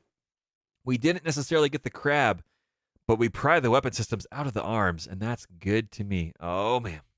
Yeah, World of Tanks is a lot of fun as well, for sure. That's right, sir. We got the ER large laser, baby. It's like a slightly better version of the large laser. Just reach out and touch someone a little bit further away. Oh, man. I love shining, those nice blue energy weapons out of the longer distance. It's fantastic. Oh, man. Let's see here. Yep, we're going to need to do some mech repairs. Yang, you're absolutely correct. We're at 1.8 million C-bills, which is fantastic. Let's go over here and get this Wolverine kind of rebuilt here. Actually, we got to go over here and do that in the mech bay. That's where we got to go, chat. That was a fantastically crazy, amazing mission. So here we go for the refit. The question is, chat, do we want to try to put SRMs back into this? We kind of can. We're a little short on the SRM 6s, but we lost a really good SRM in there too. A triple plus SRM. Oof. Or do we want to try to throw LRMs in there? I don't know if we have extra LRMs. We only have, a 10 and 2 5s. So the question is, what can we do? Yeah, they don't have any systems in here. They do have SRM systems, which could be pretty cool, but I don't know. The question is, what does chat want to do? We could throw something in the arm, but it's probably going to fall off. That's always another consideration and a concern as well. We're going to pull the heat sinks out for now, as well as we'll leave the jump jets. Well, pulling out the heat sinks and adding them back in is going to add time. So let me know what your thoughts are on this variant. And as Akis usually runs 2 LRM-15s, I would agree we only have a 10 and 2 5s. So we can throw the LRM-20 in there. I don't know if it's going to be that effective, but we could do that. So think about a Wolverine 6R variant in the chat you would like to potentially see. And in the meantime, we're going to go on another mission, and we're going to see what we have access to. Oh, man. Putting the SRMs back on isn't a bad idea. I would agree. We just can't put all 3 SRM-6s, so we're going to have an SRM-4, which is going to be potentially a little bit under tonnage. We're going to have a bit more tonnage to throw at something else. I don't know. Maybe we can throw an extra laser in there. Not really sure. But I think for the moment, we're going to do a destroy base mission down here. Turn the tables. Doesn't pay that well. The salvage is kind of okay. Well, shoot. Let's go over here. Let's get the Wolverine. Let's build the Wolverine back up, and then we'll see how much time it's going to take. We're going to refit it. We're going to replace everything, repair everything. And we're going to see what we can do with some SRMs in there. We've got a 6 here. We've got another 6 over here. And we have an SRM-4 as well. We have an Artemis SRM-4. That could be pretty cool. So as far as tonnage ways goes, this is 3 tons, and this is also 3 tons. So this isn't so bad. SRM-4, Artemis here, doing a little bit more cluster damage, which could be pretty good. And we can add some ammo back in, and I think we've got more than enough ammo. So the question is going to be, is 2 tons of ammo too much? I think it definitely will be good. We had 3 tons before, and that was too much. So 2 SRM bins is all right. And yes, I know we're throwing it in here. We already have our armor maxed out as much as we possibly can in most places, so it should be all right. Yep, so 130 armor on legs, but still ammo has to go in the torso. Yeah, that's what we're doing right now. I do like the ammo and legs. The AI tends to go for legs later on, and as a result, I don't want to lose this mech. I also want to be able to DFA a couple times in a row. That's kind of important for me. Now, if we do need the extra tonnage, we can free up around 80 points of armor by lowering the armor in the legs and putting that towards another weapon system. So we'll see. There's not a lot we can do. We got an energy hard point here, and really it's just ballistics. So we could pull out the medium laser and put in a small so we can punch stuff and do some more damage. So there is that option there. It's available. But we could just do some more chunks, because I don't really have any additional equipment in there. So they are saying here that we can put out some more heat sinks in. Let's see. We can do 2 more jump jets. So we're going to put those down here in the legs. And that basically sets us up here at 55 tons. And heat efficiency, I'm very, very happy with this. That's A-okay. That's not an issue for us. It's a little bit more heat efficient than we normally would do. Harrison says that's 16 SRM tubes and 2 tons of ammo. How many salvos is that? That is roughly going to be around 12 turns, 12 rounds. And again, I want to get the ammo down as low as possible, as quickly as possible, so we don't get detonated like we did. The goal is that once we run out of ammo, that we can get in and punch. So with that being the case, we should probably actually pull out the medium laser and put in a small. And the question is, what do we want to do there? We could put back in a small pulse to get rid of some evasion and stuff like that, or just a small laser plus down here. That gives us additional tonnage to play with. That's right, we were punching with it a lot, but now we've got extra tonnage. So to free up an extra half ton, we want everyone's saying the pulse. Okay, we'll throw the pulse in there. That should be all right. The downside is if we have to eject, we lose the pulse. But what is cool about the pulse is it does 30 damage compared to the small lasers over here, which only do 20. So it does more damage, and it ignores the 3 evasion pips, which is really, really nice. So when we're punching stuff, evasion pips aren't a huge concern, but it will give us the ability to, at least when we kind of close in a little bit, but it is nice because it can get rid of evasion pips, which is handy. Yeah, I don't know. We'll see. I think I might pull that back out for now. We're going to put a small laser plus in here for additional crit chance, because we're going to be punching with that stuff, and possibly lower our legs down just a little bit so that we can actually get another heat sink in, because you know what? Why not? We don't have anything else that's better that we can stuff in there, so we might as well throw that into the torso and call it good. Yeah, that's right. Runs a little hot, hits pretty hard. Absolutely. And this is way more heat efficiency than we're used to, but hey, we're going to roll with it, and it should be fine. And I'm going to throw that here in the CT. Why not? So with that, ladies and gentlemen, it's 9 days. We're going to get that buttoned on up. That should be all right. And we're going to go back here to do one of these missions. I think we're going to do a half skull. Now, I don't think this is against the pirates, so it's a half skull. It could flex to 1.5. It's a destroy base mission, so there's not that much that's necessarily available. So we'll see. This might be a bit more of a selling point for us in terms of salvage, but it is going to be more difficult. And it is a recovery mission, which these can be pretty painful. So in the meantime, we're going to do a destroy base. We're going to do a turn the tables. We're going to negotiate. We're going to leave it right here in the middle, 90,000 Seabills. That'll cover our drop costs for the most part. And we get pick 2, get 8 in salvage, which is pretty darn nice. Now, the reason we're sticking with this here in the middle is we have a house rule where if we are below 1.5 million Seabills, we prioritize Seabills. If we're above 2.5, then we prioritize salvage. But in this case, we'll leave it right down the middle, and we'll see how that goes. That's right, Hamster. Hope for badly armored turrets. Turrets are going to be a huge force equalizer. It's going to be a painful experience. Now, most of our pilots here are a little bit tuckered on out, and our Vindicators are going to be the heaviest things we're dropping with. So the question is, do we bring in the Commando or the Firestarter? I think we're going to bring in the Firestarter to get in there and do a little bit of fisticuff action. And of course, since Tug Bobo is here with us, Tug is going to go into the Firestarter. That is, of course, the mech that he loves messing around with. He used to be the Phoenix Hawk, but that blew up. That's gone. That's pieces scattered all across the known universe. So, yeah. And that's right. Jump jets do add a little bit of heat, just like small lasers usually bump down your heat efficiency, but you're not going to use them very often. And so you can usually ignore their impact or your heat efficiency for most operations. So it's good to go. That's right. It's gone, but Tug Bobo remains. Tug is hardy as ever, all day, every day.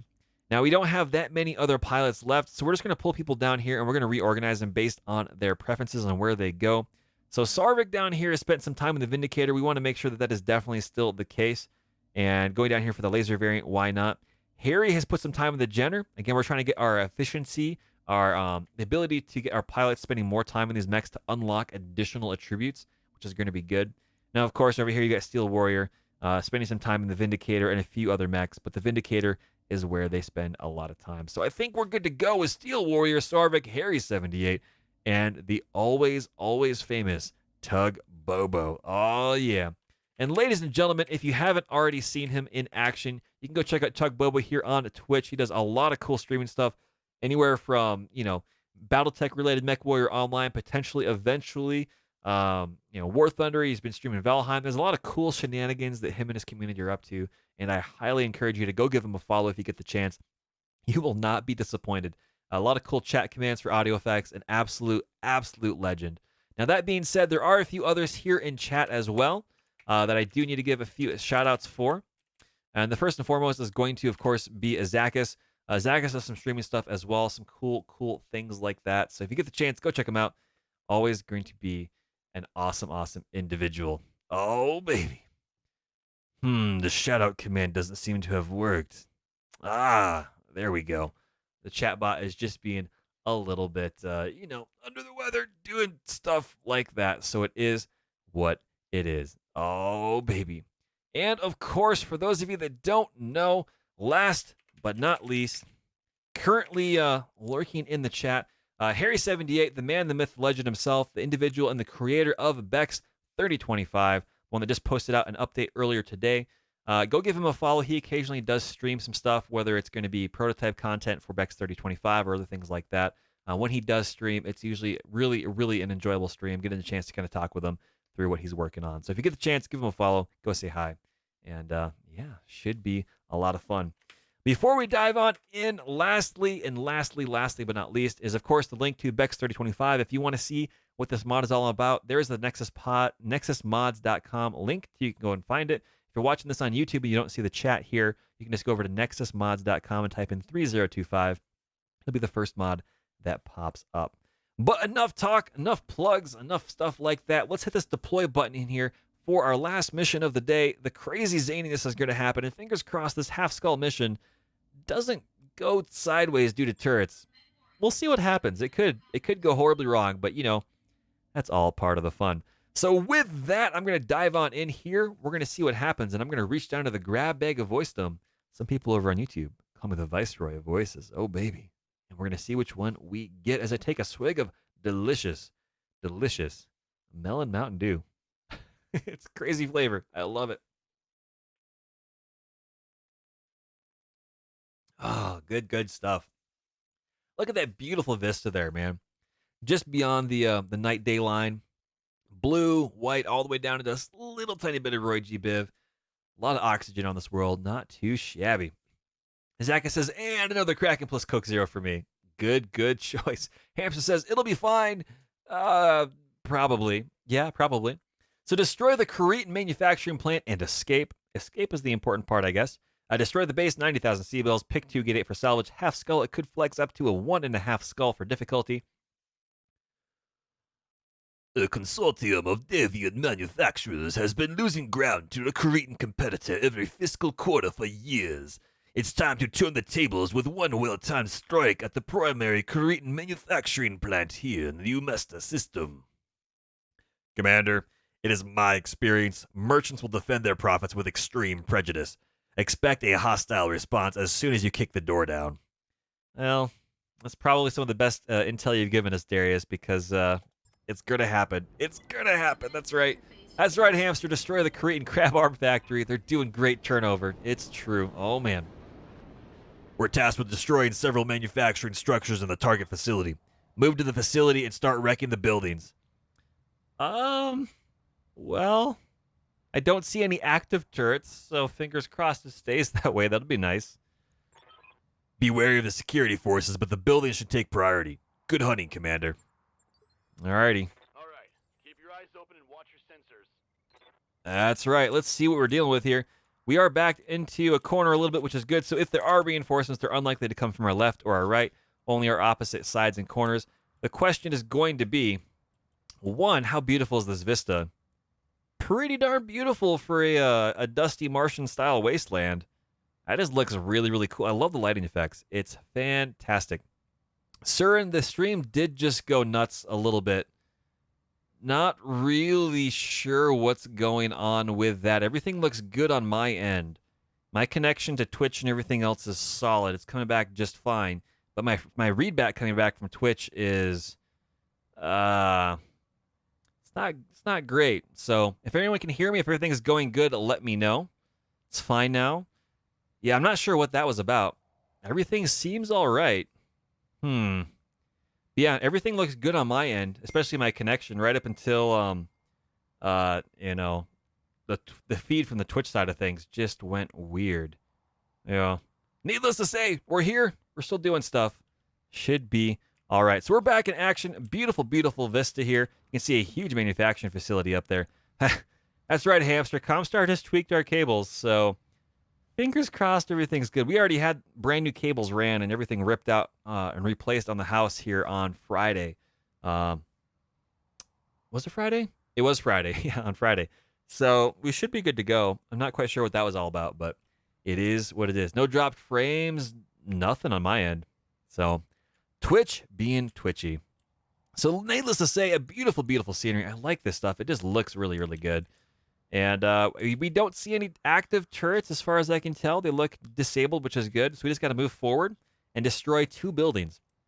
So what we're going to do is we're going to move to the right and kind of commit this from a higher direction up there. That way we can get access to things coming dived on in. So we'll see. But we'll see where the enemy is, and we'll dive in and approach it just yet. So Hamster says they're not in sensor range just yet. That's true. But I'm trying to be hopeful, man. Because right now they look like they're blown up. So fingers crossed. Fingers crossed. We're going to send Tug and the Firestarter screaming on ahead, and we will see what happens. We're just going to move on ahead as fast as we possibly can, and fingers crossed it works out well. So ladies and gents, what do you think? Are there going to be turrets up here? My guess is there aren't going to be, but I'm really not always right on this, and I'm a little bit leery on, having bad stuff happen. So we have enemy contact. What do we have rolling on in? Hopefully they're not JK turrets. We have something up here on the right. Again, we don't see any contacts up here just yet. Again, I can't get over how this is built up. Like, the actual layout is really, really beautiful. And we're just going to take a quick moment to kind of get in here. Imagine you're in this facility, right? You're just kind of looking out your window here from the balcony. And look at this view down here. As far as dusty planets go, this is a pretty beautiful view. I like this a lot. That looks fantastic. See the boats down there?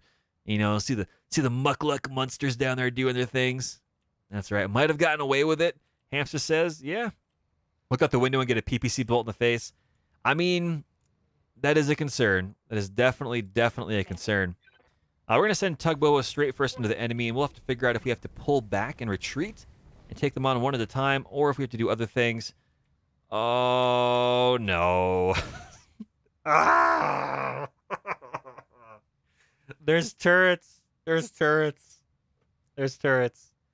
I was trying to talk the building up, give some good advice, give some nice compliments, but nope, there's just gonna be painful turrets floating around. Yeah, see the mechs down there? Wait, what? Oh boy. Yep, kite the mechs, come back for the turrets. That's a good approach. The first Sword of Light is who we're fighting? Oh boy. That doesn't sound good at all. That doesn't sound good at all. Oh, hello. Yeah, I'm pretty sure it was a trap. I'm pretty sure this was a straight up trap. They are fully armored as well. Look at that cool shiny emblem there. Yeah, the first sword. Yeah, that's not good. That's not good at all. Well, Tug, buckle up. It's gonna be a bumpy ride, pal. We're gonna kind of hang back over here and get some shots rolling this way with the PPC and all the medium lasers that we have. We don't have PPCs on the Jenner. We have PPCs on our Vindicator. I'm still in just a little bit of shock. One, their logo is so shiny. I kind of like it. Two, their name is scary. And three, turrets. Turrets. Oh, man. Well, we're going to do what we can do. We're not going to jump. It is a little bit hot here. We are going to LRM, though, to get our ammo bin down to 60 or less. Then we'll see how that goes. That's right. Buckling up, Buttercup. This is going to be a wild ride. A wild ride indeed. And Sarvik is unfortunately well out of range, so we're going to sprint up here so we can kind of dive on into it. So, Surin says, Swords of Light tend to be very good. Not always elite, but good. It's true. Has some shots coming in. Oh, large laser turret. Not fantastic. We're going to slowly be backing up a little bit here if we can. PPC! Tug took a PPC to the face and seems to be doing good. So, first Sword of Light, Elite and BEX3025. Yeah. That being said, we're going to put Tug right up here into the front so we can see what we're dealing with here. We have a building up here. We've got a light shrouded turret, so SRM6s, that's not an issue. We have a PPC and a large laser up here somewhere. I don't think we had anything else floating in, but it is what it is. We're going to try to burn through this with a precision strike right off the bat. We're going to try to do as much hurt as possible. We don't want the shredder turret. We want to focus in on the Jenner. There we go. And try to put as much pain onto this mech as possible and then retreat. So Tug, buckle up. It's going to be a rough, wild ride. There we go. There we go. Doing a lot of damage, exposing some structure on that Jenner, getting them a little bit unsettled. I don't think they were really expecting that. Ooh, what do we have down here? A Wasp, probably, I think. So, I have a feeling we caught them a little bit unawares. It's a Wasp 1K with a medium laser. And really, they're trying to stop us from pushing on in, which is nice. You missed the CT. A little bit. Not a lot, but you got everything else. Basically, spray and pray diagonal, just right across the way. Harry, we're gonna get up here. They can't get line of sight on us. I'm sure it'll be fine. I'm sure it'll be fine. And we're gonna go and just harass this mech with 4 medium lasers as well. 3 solid hits, 1 miss, stripping more available armor. The Jenner is walking towards us. That is really beneficial for us. Our Vindicator and Steel Warrior really tanking it a little bit, very, very well. So typical Tug Bobo style. Hey, at least I hit this mech. That's true. Tug Bobo loves shooting stuff. Let's see. We're going to step back just a little bit here with our Steel Warrior Vindicator. Now, we do have the ability to pick and choose our targets. We could go for this. LRM targets aren't going to be the best. That's all right. We want to get rid of the ammo in case bad things happen. Or we could go long range with an LRM and stuff like this. This is a turret that goes down pretty quickly. Or we could go for the buildings. Now, we could go for the building. I don't really see any other ones out there. I'm not worried about the light shredder turret until we get closer. So we're going to dump everything we can into this Jenner, even the LRMs, because I want to get this ammo bin down to 60 or less. That way, when, not if we get critted, it won't explode because we don't have case. So there it is, PPC slamming on in a little bit of LRMs to kind of tickle the scenery around the mech, doing what it can. Sarvik, do you get a chance to get up here and get some direct fire? You can. Can you get a little closer? Nope, that's going to be it. That's all right. Pivot on up. PPC medium lasers. Better than half chance to hit. Let's rock and roll. We missed with that, but we got a couple hits with the medium lasers. And there goes the CT, and they are bailing. They are bailing on out. The first sort of light ain't that tough. We got this, as I think Tug's just getting lit up, which is appropriate for Firestarter status. It's all right. And PPC's rolling on in. Oh! Tug's taking a reverse Care Bear impact straight to the chest. Oh, the huge manatee. That is a painful, painful experience. So there's a turret up here. There's turrets over there. So this is a PPC turret. And even if we were to get down into here and look up, right? It was this whole complex has good overwatch with all its turrets of this whole valley down here. Not as much on this side. So Hamster says, elite Draconis units, expectation, highly trained butt kickers. Reality, the interns stole the mechs. It's true. It's true. You know what, Tug? I'm really debating just pushing forward, I think. But you know what? Why not? We're gonna go for it. We're gonna go for broke. We're gonna push on in as hard and as fast as we can because why not? Phrasing is important, I get it, but still, I think it is appropriate. All right, Tug is now the vanguard here. A large laser, 2 medium lasers. This is a PPC, 2 small lasers, and some stuff here. This is not too shabby, and we got to hit down there. Let's go and start ripping up some of these turrets. Let's start going for it. Yep, and we hit once. It's okay, and we've got a medium laser. They're standing still in a wasp. Oh boy, oh boy. Yeah, this is definitely not the best scenario for these mechs, but that's all right. We're going to get just moving in as fast as we possibly can. Speed is our ally. There we go. Medium lasers, bazap, bazap, bazap, bazap, and boom, turret down. We only have 3 more to go, and they're the nastier ones, but thankfully those SRMs are taken care of. We only have to worry about the one-hit wonders that are the things that'll probably still kill us at the end of the day. So, wasps are training mechs anyways. It's true. They're not too shabby. They're not too bad. Let's see. This is going to be a good chance to hit. It's the large laser and the medium lasers. These are a PPC and smalls. PPC could be very, very dangerous, but this one has medium lasers, which is also going to be a problem. So 78 and 73, same amount up here. They're both just-in-case turrets, which means they're very dangerous. So we're going to start working on this one up here. You can see they're just-in-case turrets because they've got extra armor and internals. They're military grade. They're not just light anti-personnel. So there we go, a solid PPC impact, and we hit with everything on the LRM-10s. Solid shooting, not too shabby. Now we're going to get Sarvik to move up a little bit closer up here.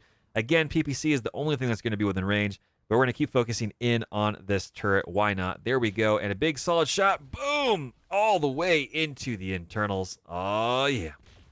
And Tug's getting some shots. Shot. But hey, they're doing all right. All that fancy footwork and those patent-pending Tug hugs going inbound are a little bit scary. That being said, taking a lot of damage, but the Firestarter is a tough little mech all day, every day. And just like that, it's our go again.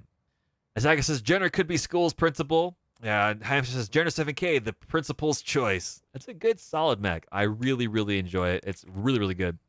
Yeah, that's right, Hamster. PPC turret in the rear. We need to clear this out because even if we come up here to approach this, we're going to get shots through some of these things. We need to clear out these turrets here in the first place, and we're just going to have to tank it and go through that effort.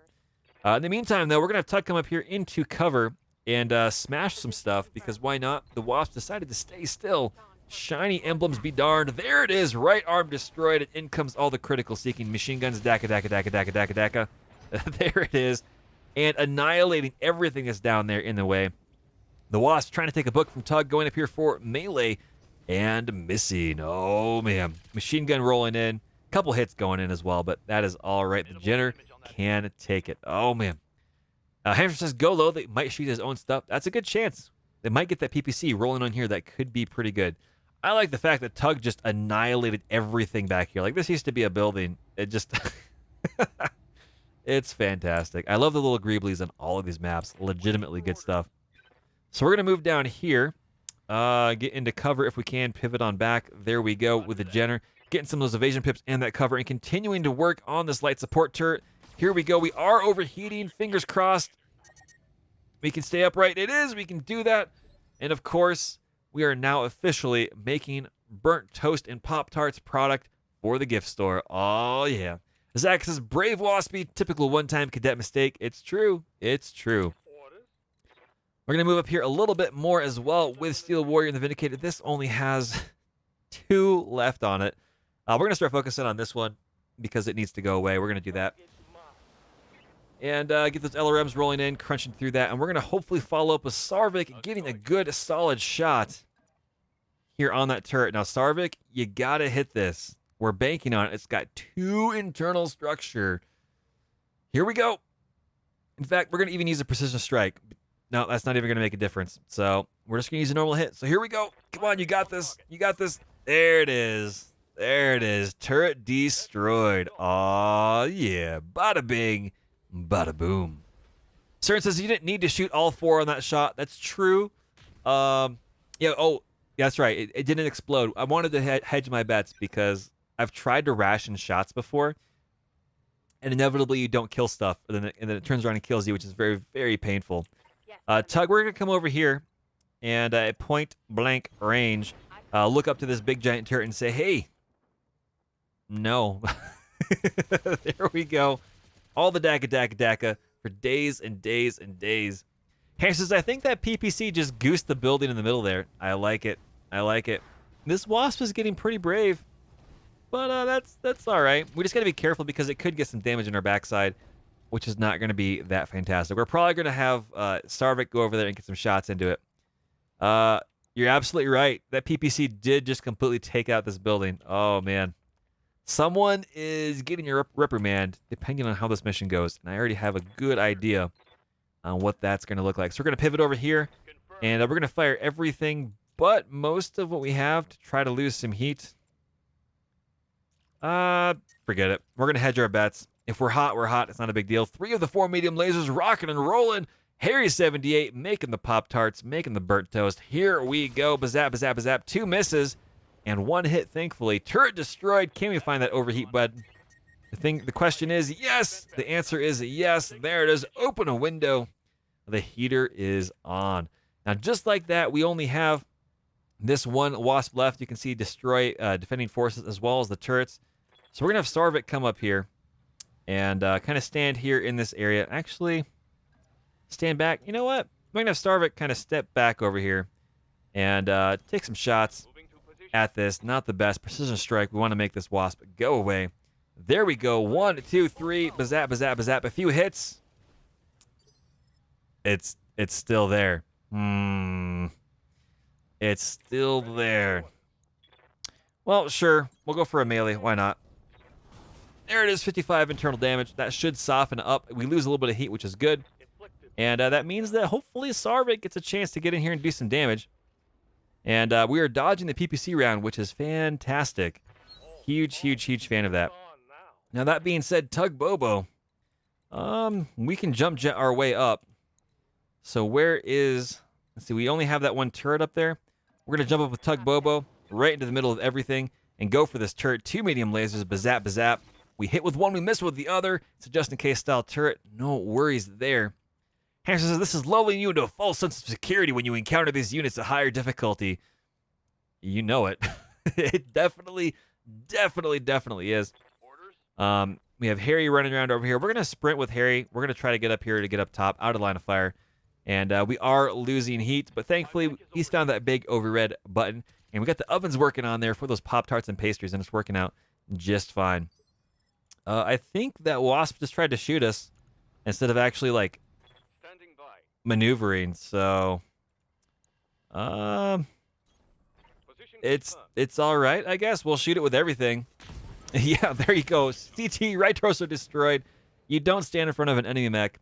That's not going to work well. That's really never going to work well for you. Now we're going to advance across the open sands here with our Vindicator, with Steel Warrior, and shooting all the while because that is what we need to do. We are above that 50%, which means we are getting the accuracy bonus. And there we go. Most of the armor is ripped on off, and a shot's rolling in, and they miss some stray shots going into the building. Tug's taking like a honey badger. He don't care. Oh, man. Graybeard says, hi, Toast Stats. Welcome to the chat. Welcome to the channel. Hopefully your day and weekend is going well and things are going all right. We're going to have Tug walk right up to this turret, basically saying, you know what? I don't like your tone. And there we go. Daka, daka, daka, daka for days and days and days and days. And gone it goes. Bada bing, bada boom. Back to that destroyed look that we thought we saw earlier. And so just like that, ladies and gentlemen, all we have to do is wrap up some buildings, and we'll be taking care of things. It's all right. We're already going to be repaired. We might as well fire with everything. It'll be all right. We don't have any ammo on board. We're just going to detonate and dynamite some stuff. It'll be okay. And Harry says, hey, there's no enemies that I have to worry about. I'm just going to shut down and take a heat nap. It'll be okay. I got to take time to pull the pastries out of the oven anyway. It's going to be a good batch to sell back at the gift store on the Argo. Because we have one, you know. It's how it works. Graybeard says, glad to find some Battletech of any kind on a Sunday evening. Absolutely. It's a lot of fun. Hamster says, Tug Bobo, Have you heard about our Lord and Savior? Brrrt. it's true. Sarah says, check how many structures is left on that mech. It's more than you think. It's more than you think. It's definitely doing pretty good as far as I can tell. You can see here, we're only down to 52 out of 55. We're not overheating by that much, and the Jenner is a pretty resilient chassis, specifically because, you know, we're not exceeding the overheat threshold too much. So this is a situation where potentially I would just paper mache back over it with the armor and call it good. It should be all right. Zacchus says, did you mean low quality but still Battletech? Oh, Zacchus, it hurts. But it's true. We're having a lot of fun. It's an absolute blast. I love it a lot. So here we go with the Vindicator, moving up a little bit more. We're going to try to get some shots in as well from Steel Warrior. Try to finish off this big, giant building over here. There we go. Lots of misses, more damage going in. And 19 HP, and it's still up. Oh, man, oh, man, oh, man. And there we go. We're going to overshoot with the PPC, hopefully. Boop, there it is. Structure down. It's history. Man, Zacchus, the burn is real. I gotta get the paste. Strawberry flavored. Sprinkles on top. Oh, man. Tough crowd. Absolutely, absolutely. That's right, sir. It does not take too much damage from overheating. The Gen is a pretty good platform for that. Now, you know, your mileage is going to vary because it's a Jenner, but I find that if you pull off the SRM2 and you don't worry so much about the overheating, you can fit a lot of good damage into it, especially on simulation mode, right? There's not a lot of extra armor that you can put onto the mechs because you're limited closer to tabletop standards. So the back side is definitely where you got less armor available. And as a result, you've got more tonnage available into the mech to throw different things in there and stuff. So it's a lot of fun. I enjoy it pretty immensely. We're going to restart Harry up there. He's pulling out the pastries, having a snack. It's working out just fine. And Steel Warrior, we're going to move up here a little bit. Not too close because we want to be able to shoot this. And why not? We'll whoosh whoosh the LRMs. We'll do everything. It should be all right. There we go. And just like that, ladies and gentlemen, I think that's a mission successful. We didn't lose any pilots. We only shut down one of our mechs. And we've got a lot of product for the gift store on the Argo, thanks to Harry's efforts in the Jenner. Oh, baby. Gotta love it. Gotta love it. So there it is, continuing with the continue on button. Oh, baby. So I'm really, really excited. I think we're going to be spending a few more missions here on this planetary system, trying out some of those heavier hitting missions. We got our payout of 77, which more than covered our drop costs. I mean, that's the profit that we made afterwards, which is pretty darn good. We have been kicking the tar and snot out of some of Draconis Combine's most excellently skilled up Lance units and stuff like that, which means, hey, we're pretty hot crap. And I think that's all right. Hamster says, so you're on Krita's hit list by now. I mean, on one hand, yes, probably. But on the other hand, we've been taking a lot of missions for Krita and Krita in space. And while we're not going to ally with them, we had our reputation mostly maxed out with them. So, they might be taking it easy on us. So, fingers crossed. So, we will see.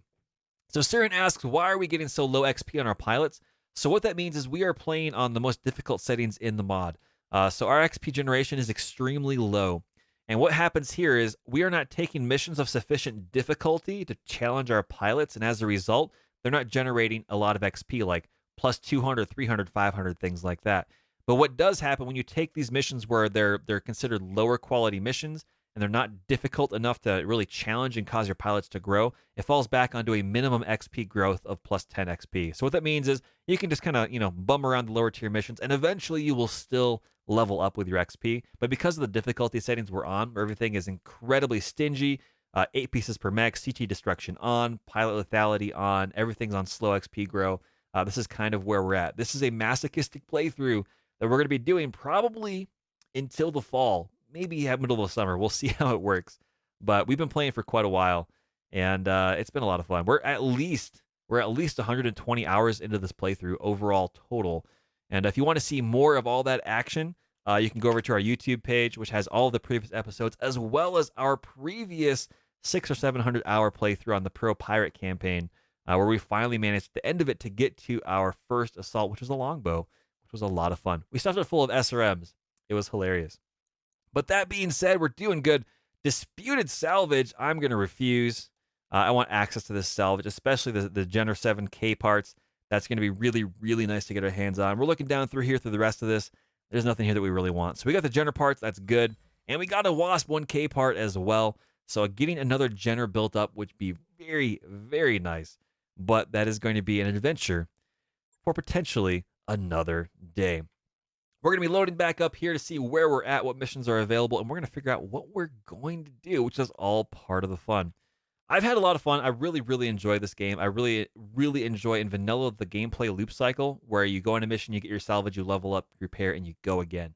The game mechanism, the gameplay loop is just really, really, really addictive, which is fantastic. And BEX3025 does a really fantastic job of really leveraging that original feel from the core gameplay, and I'm really appreciative of it. It's really, really, really good. B52 asked what year it is. It's 352, so I think we started in 3049, I think is when we started. So we've been playing this 3 years in-game. Our previous playthrough, which was our Pro Pirate playthrough over on YouTube, we started in 3025, and we got through about 4 or 5 years with that. My vanilla playthroughs, which if you wanted to see what that kind of looks like, I've gone through all of the Flashpoint missions for the original core vanilla game plus DLCs over on my YouTube channel. Some of those mechs that are over there, we're talking about 25 years in-game. Many, many, many, many, many gameplay years with that vanilla playthrough, which has been a lot of fun. So to the point that we actually got an unlocked ability and a quirk for one of our pilots, which is a fatal health condition. They've been around for so long. So yeah, there's a lot of cool depth to this game, little tidbits here and there, which is a blast. I really, really enjoy it, and I cannot emphasize it enough. We're going to go in here and press the save button. That way it makes sure it doesn't get corrupted, and then we're good to go, and everything is going to be all right. And so, ladies and gentlemen, that is going to be where we call the stream for today. I'm going to bump it over to the stream. Thank you, Paige. Thank you again for the resub, Tug Bobo. Thank you again for the follows, all access, as well as Moko Tozet from earlier before the stream. Thank you very, very much. It's been an absolute blast. It has legitimately been a lot of fun. Thank you again. And we're going to find someone to raid if we want to hang out here for a hot second when we go to the stream. Thank you, Paige. And again, we will see you guys next time, a week from today or less. Have a good one. Take it easy. Aw, yeah.